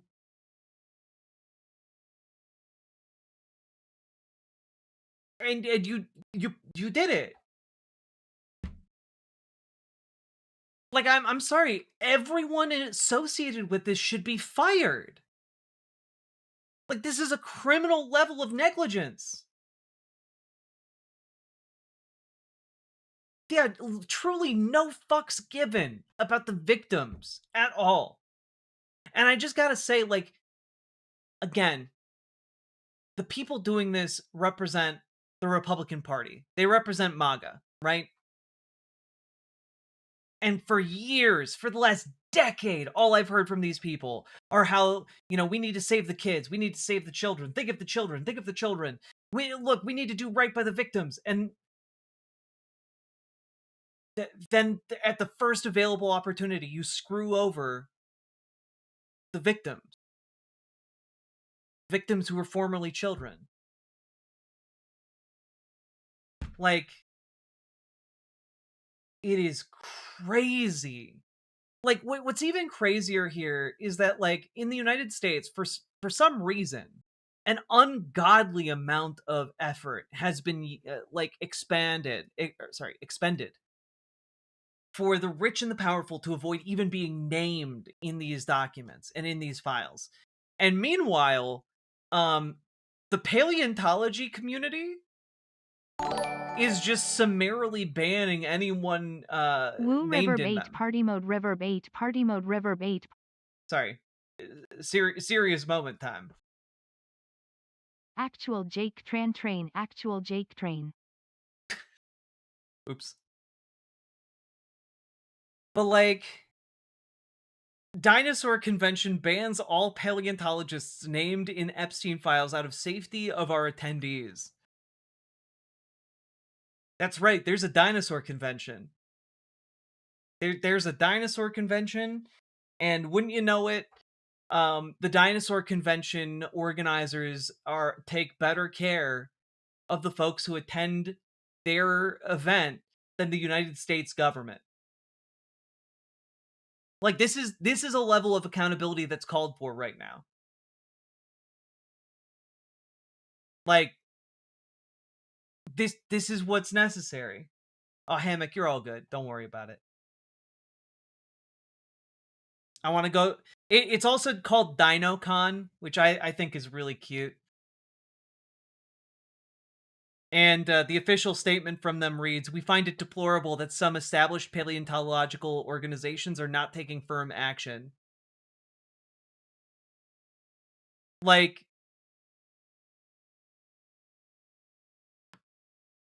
I don't know. Like, it just seems kind of like we should demand better of our own elected officials in our own government than, the scientists who run DinoCon. And yet the scientists who run DinoCon are killing it. They're doing great.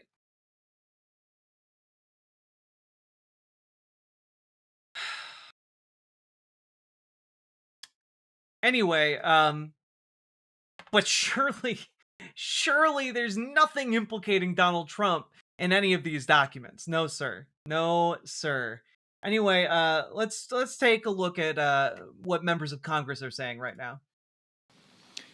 So why are Republicans so interested in Bill and Hillary Clinton? It's because they're trying to distract from the fact that Donald Trump is in the Epstein files thousands and thousands of times. In those files, there's highly disturbing allegations of Donald Trump raping children, of Donald Trump threatening to kill children. So I encourage your press to go look at these allegations. And I'm highly disturbed that Deputy Attorney General Todd Blanche just got the law wrong. Yesterday, he said, essentially, that it is not a crime to party with Jeffrey Epstein. Well, that's actually not correct.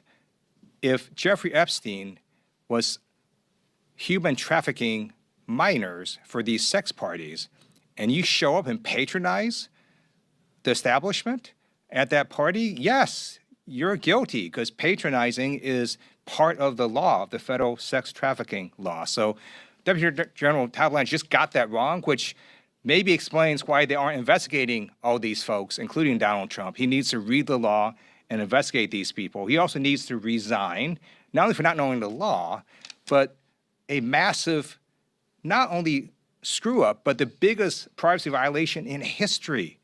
They release a lot of pictures of minors unredacted, just violated the privacy of these girls. It is uncalled for what they did. The one thing that they could not do under this law was to invade the privacy of these women now, who were girls at the time, who were victims of sex trafficking. Also, he met with Ghislaine Maxwell. Maxwell moved her to a minimum security prison and then got a puppy for her. So for all those reasons, he's just got to leave the Department of Justice. I mean, Ted Lieu puts it pretty succinctly there. What's happening is just absolutely beyond the pale disgusting. And if you're wondering about the quote from Todd Blanche here, I have it pulled up for us to review. He what? Yeah, Ghislaine Maxwell got a puppy in her minimum security prison. Yes. Well, as some of the people we saw on camera at the rallies, is there any chance that any of these individuals who partied with Epstein and engaged in, relations with minors will be prosecuted? Any chance? I'll never say no, and we will always investigate any evidence of misconduct. But as you know, it is not a crime to party with Mr. Epstein, and so as horrible as it's not a crime to email with Mr. Epstein. And some of these men may have done horrible things, and if we have evidence that allows us to prosecute them, you better believe we will. But it's also the kind of thing that the American people need to understand, that it isn't a crime to party with Mr. Epstein. It isn't a crime to have Didn't look like that's all that was going on some of those photos. I mean, if the photos could speak, some of them look pretty bad. That's right. And unfortunately, photos can't speak. And so we need witnesses, and we need... Jesus Christ. Now, I know my client looks, I know my boss's boss looks very guilty, but photographs can't speak. Checkmate. Like, it truly is a cartoonish level of evil. Like, we've gotten to the point of, like, they're just partying with Epstein. It's fine. Just partying with Epstein, noted prolific child sex trafficker. That's not a crime. What? What the hell? He said that on national TV and thought it made Donald Trump look more innocent.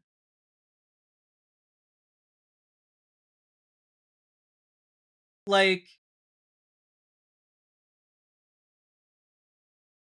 I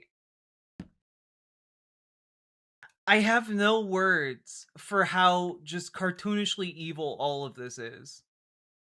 Like, I'm sorry, but we have people out here like Melinda Gates, Bill Gates's former wife, talking some truth out here, holding someone more accountable than Todd Blanche has ever done in his life. Well, and I am so happy to be away from all the muck that was there.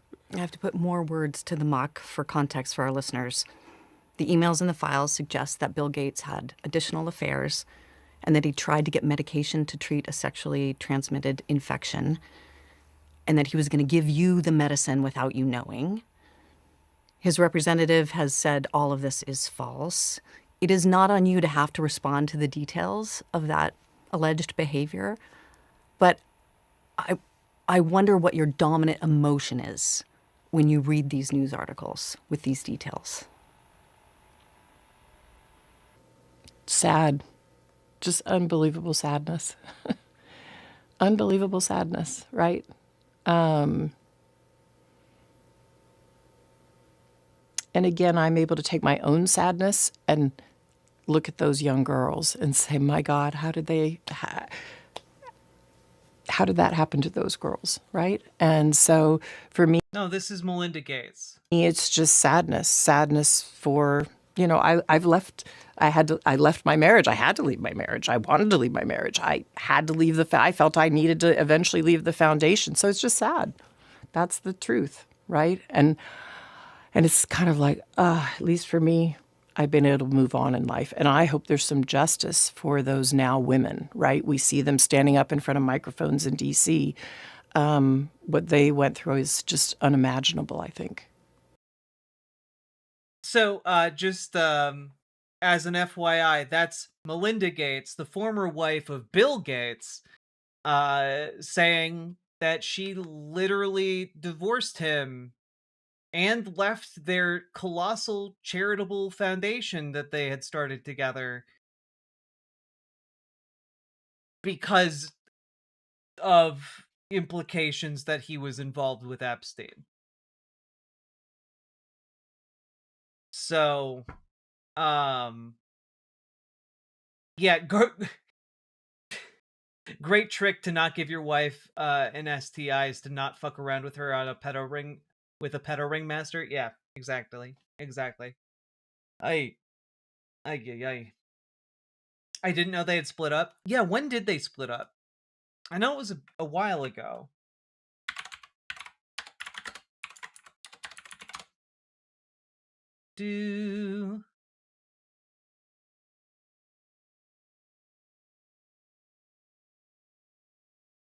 Okay, they got a divorce in 2021.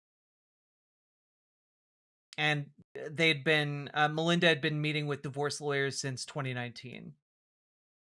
Oh, after, like, she started talking to divorce lawyers immediately after Bill Gates's dealings with Jeffrey Epstein became public.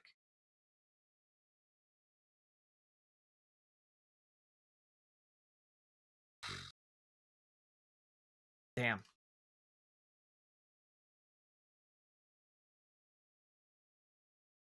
Like, I don't know, guys. Like, it is extraordinarily obvious to me that Donald Trump is at the center of this.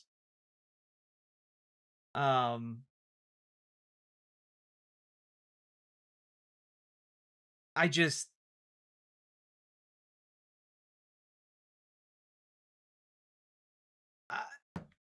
there are just so many aspects of this that keep coming out. Like, again, one of Jeffrey Epstein's recurrent associates, who Barry Weiss is trying to help rehabilitate right now, is Woody Allen, right? And Woody Allen married his stepdaughter, whose name is Soon-Yi Previn. And Soon-Yi is in emails with Epstein blaming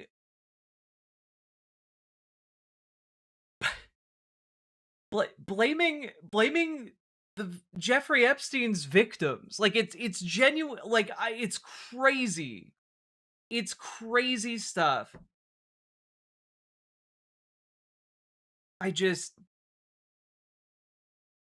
They're talking about Anthony Weiner. Just wild stuff. Anthony Weiner had months-long sexting relationship with a 15-year-old girl. Wow, says Jeffrey Epstein. I know, it's an incredible story. You have to feel sorry for him. He can't seem to learn. Most importantly, I feel sorry for his wife. I also thought it was disgusting what the 15-year-old did to him.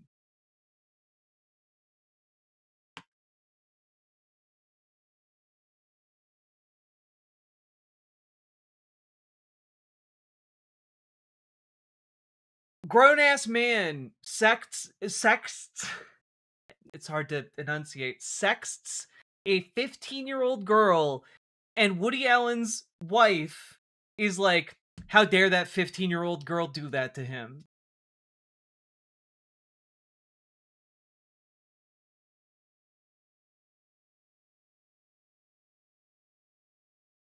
Worse, he married the child his wife adopted. That's what I said. He married his stepdaughter. Okay, that's just insane. It really is insane. And she kept going too. I hate women who take advantage of guys, and she is definitely one of them. She's 15. She's not a woman. She's child. She knew exactly what she was doing and how vulnerable Wiener was, and she reeled him in like a fish to bait. It's also laughable when she says in her letter that she's putting it out there to help him. How does it help him? It only humiliates him. We know his excuse that he has a sickness. What is her excuse for being a despicable and disgusting person who preys on the weak? We know he's sick, but she's also sick to have done this to him. So manipulative on her part. She should be ashamed of herself.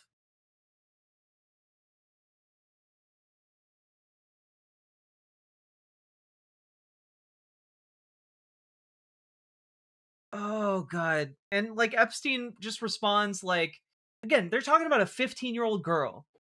They're talking about a 15-year-old girl. And Epstein responds, I'm not sure that's a person's sex life. No matter who they are, can withstand disclosures, exaggerations, etc. He hasn't had sex in a year. What is he supposed to do? He can't have a girlfriend, can't have a hooker. So, hey, thought he was safe.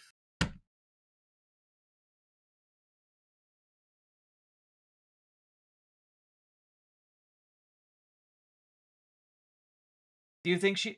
Yes, she was absolutely the victim of grooming by Woody Allen. 1000%. And, like, yeah, she's deep in that mentality, for sure. But, like, that's not an excuse.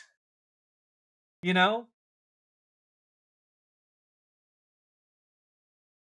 And then she responds, he thought he was safe with a 15-year-old girl over the internet, something he was caught doing many times, or at least twice before. It doesn't make any sense. Guess what Woody and I talked about on our walk home?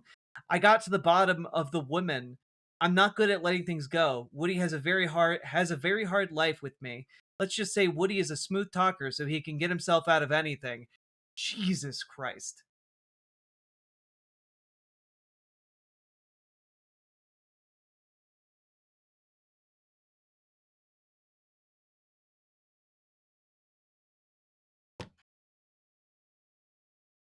Like,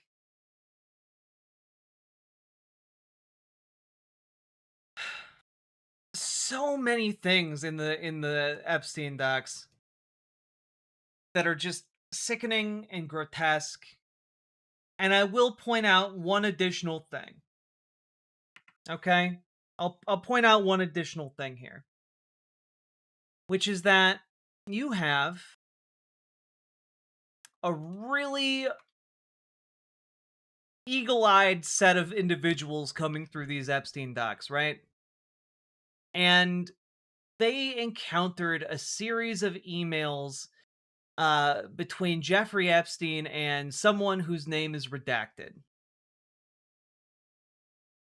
But one thing that they notice is that all of this person's emails end with JX. Capital J, lowercase x. Which is an interesting call sign, you know? Like, it's an interesting point to make.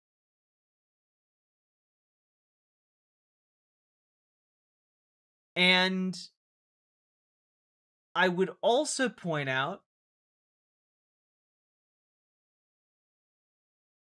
that J.K. Rowling also ends a lot of her tweets with a capital J and a lowercase x. Now, this could, of course, be a coincidence, but someone found this exchange. April 4th, Ehud Barak, Peter Mandelson, etc. You are again invited. And then the response from this JX person. I don't know what you're trying to say, Wordsmith. I can't go around flying places for dinner parties, although I'd love to. I may be in New York the week of the 8th, but not sure yet. Epstein replies, I'll explain. The again when we meet. I, of course, would pay your ticket if that's the issue rather than the lack of available time. JX responds, of course you would. I know that, and thank you. But if I don't see the inside of another airplane or New York until summer, I will be a happy woman. I'll let you know when I'm next there. Have fun on the 4th. JX. And well, very interesting stuff going on there. Also worth noting is that when people started saying, hey, this looks an awful lot like it is perhaps J.K. Rowling, well, it appears that J.K. Rowling has wiped over a decade of port logs from her boat, her yacht, her super yacht. Which is a really weird thing to have happen and generally is not something that does happen. So her boat's location is just out in the wind, as it were. And, well, it continues to get a little bit worse. So, this is a direct quote from J.K. Rowling. There are 2 books whose final lines make me cry without fail, irrespective of how many times I read them. And one is Lolita. There is so much I could say about this book.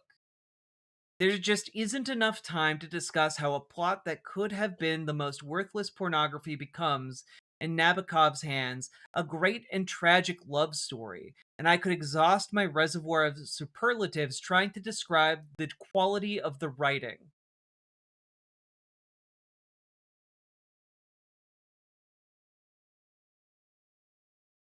Now, for those of you who don't know the plot of Lolita,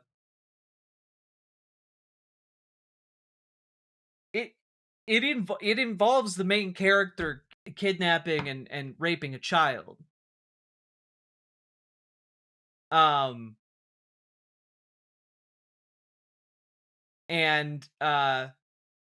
Yeah.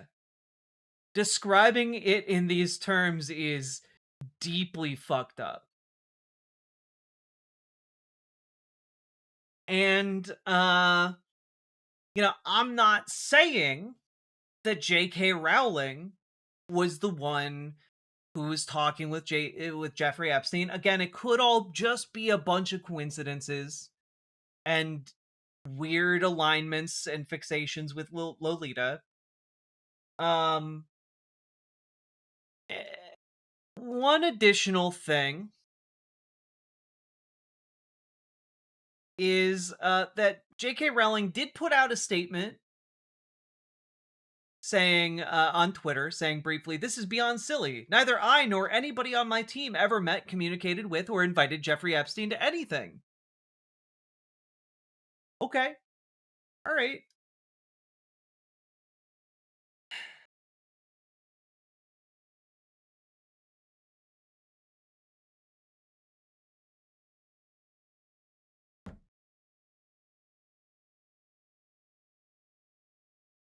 Except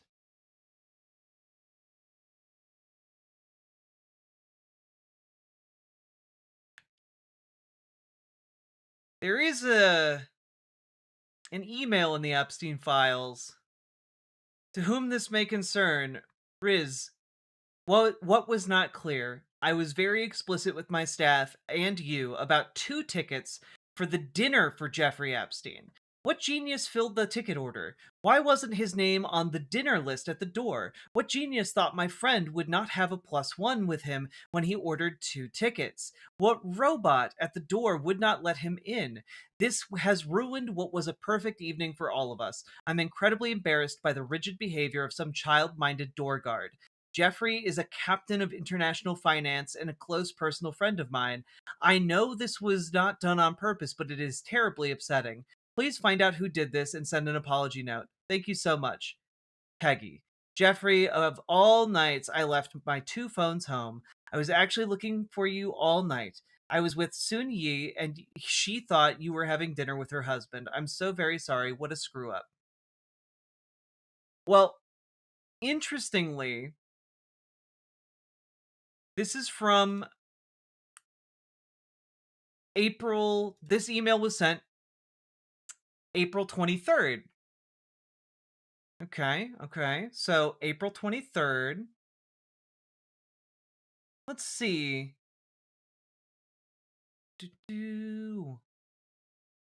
Oh, well, we also have these emails from a couple days prior. Subject: Ari Harry Potter dinner. From Riz: can I get the name of your friend so that we have him on the door list in case he loses or forgets to bring the passes? Thank you for all of your help.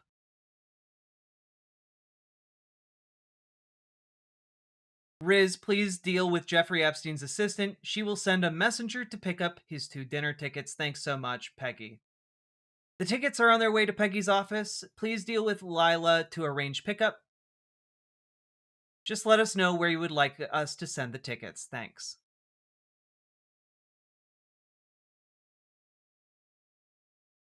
Interesting.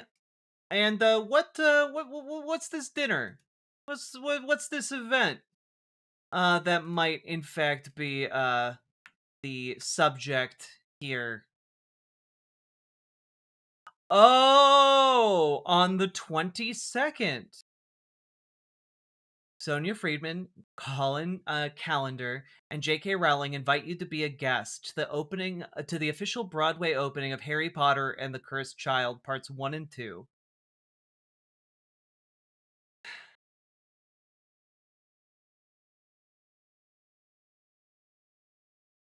Please join us for supper between parts and a party following part 2. Details to follow. Dress code smart.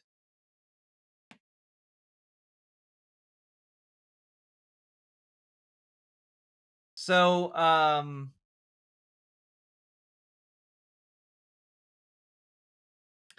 you know, I'm not gonna say that J.K. Rowling definitely invited Jeffrey Epstein to go see the Broadway premiere of Harry Potter and the Cursed Child. But there are an awful lot of coincidences starting to pile up here. And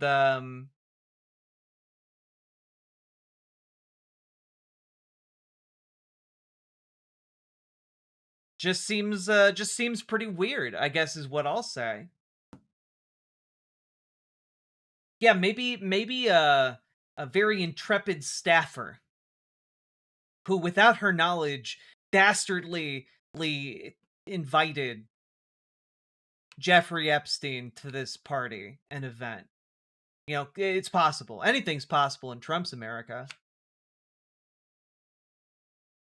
You okay? No, I'm very tired, and also this is all horrible. So yeah, we're just seeing a lot of absolute and complete bullshit here, and I gotta be honest, this is about as much as I can stomach talking about at the moment. But like, damn, it's just so much shit. So much shit. Why are these names redacted? Who is being protected by the administration? Like, ostensibly, we should be getting explicit reasons why these redactions are being made. We've gotten none. We've got no reason for any of these redactions, except for the extremely obvious ones when we finally find out who is behind some of these redactions. It's gross. It's grotesque. And this is what Donald Trump has allowed to flourish. Because he himself is grotesque. And he himself is implicated in all of this.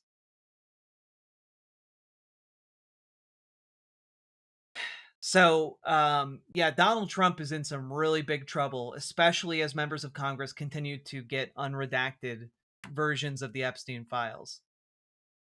And I,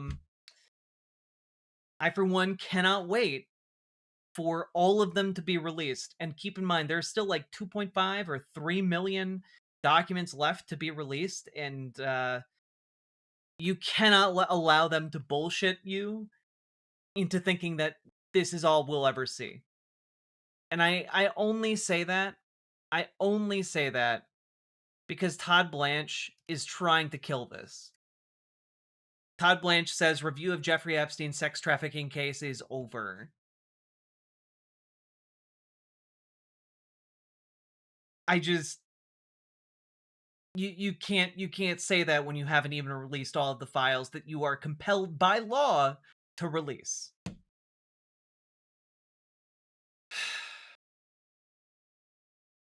Will we be able to prosecute Trump with his immunity? Yes.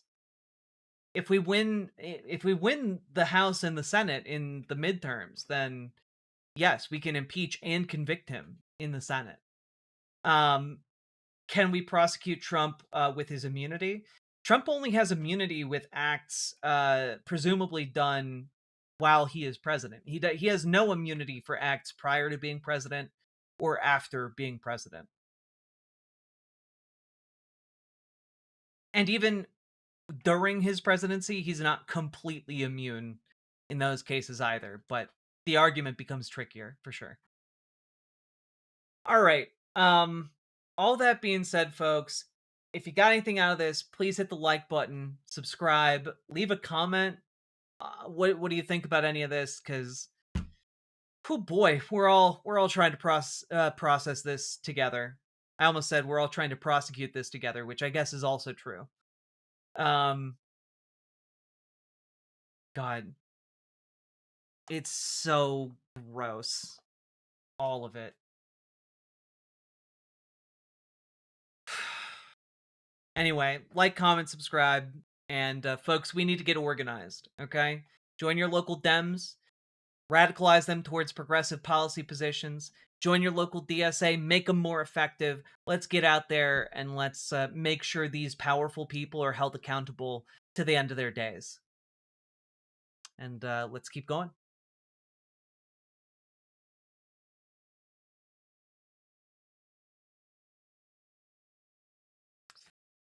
God. I didn't even get through half of the Epstein stuff, but I'm hitting my limit for how much I can handle this. True, getting organized is the best way to make sure Trump gets his comeuppance. It's true. There's a whole network of these fucks that need to go down for this? Absolutely. Absolutely. I think it's fucked up. It is fucked up. It's deeply fucked up.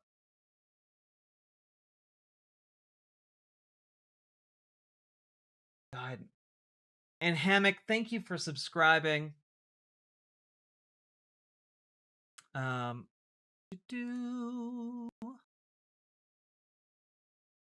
Just the alerts set up again. There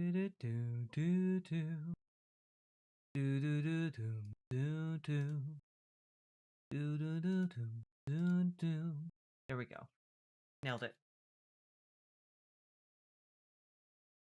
God. Well, folks, how you feeling? Probably pretty bad.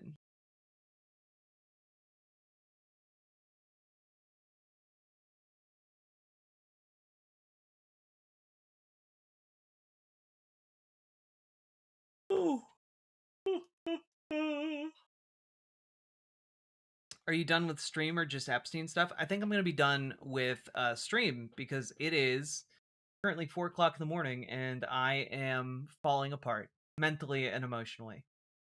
All that being said, folks, I hope you got something out of tonight's stream. Hope you enjoyed it, you know, as much as any of us can enjoy the news these days. And better than reading this stuff alone. Yeah, it is rough. It is rough out there. Eich. Stay strong, stay alive. Indeed, I echo the sentiments to all of you. Good night, everybody. And I will see you all tomorrow.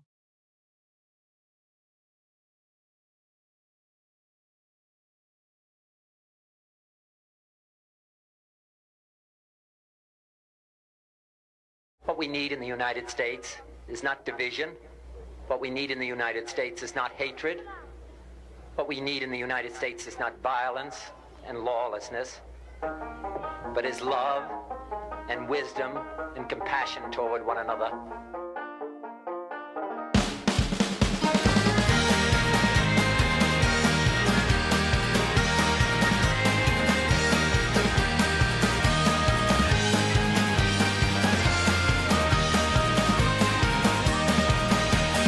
We shall overcome. We shall overcome. We shall overcome someday. Oh, deep in my heart, I do believe that we shall overcome someday. We'll walk hand in hand. We'll walk hand in hand. We'll walk hand in hand someday. Oh, deep in my heart, I still believe that we shall overcome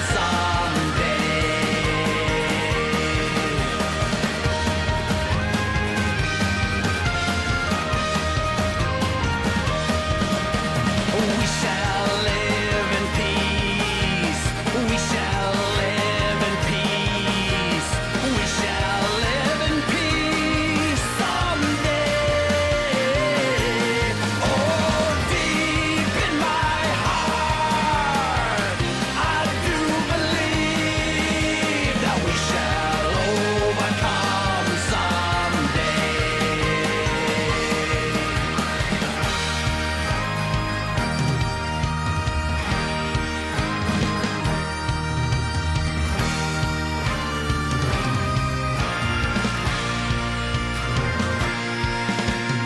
We are not afraid.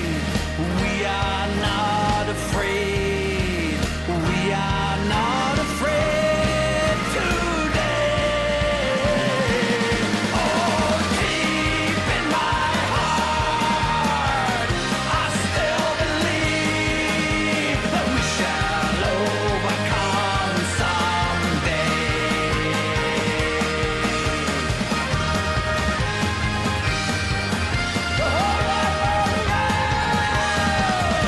The whole wide world around. The whole wide world around. The whole wide world around today. Oh, deep in my heart, I still believe that we shall overcome someday. Deep in my heart, I still believe that we shall overcome someday.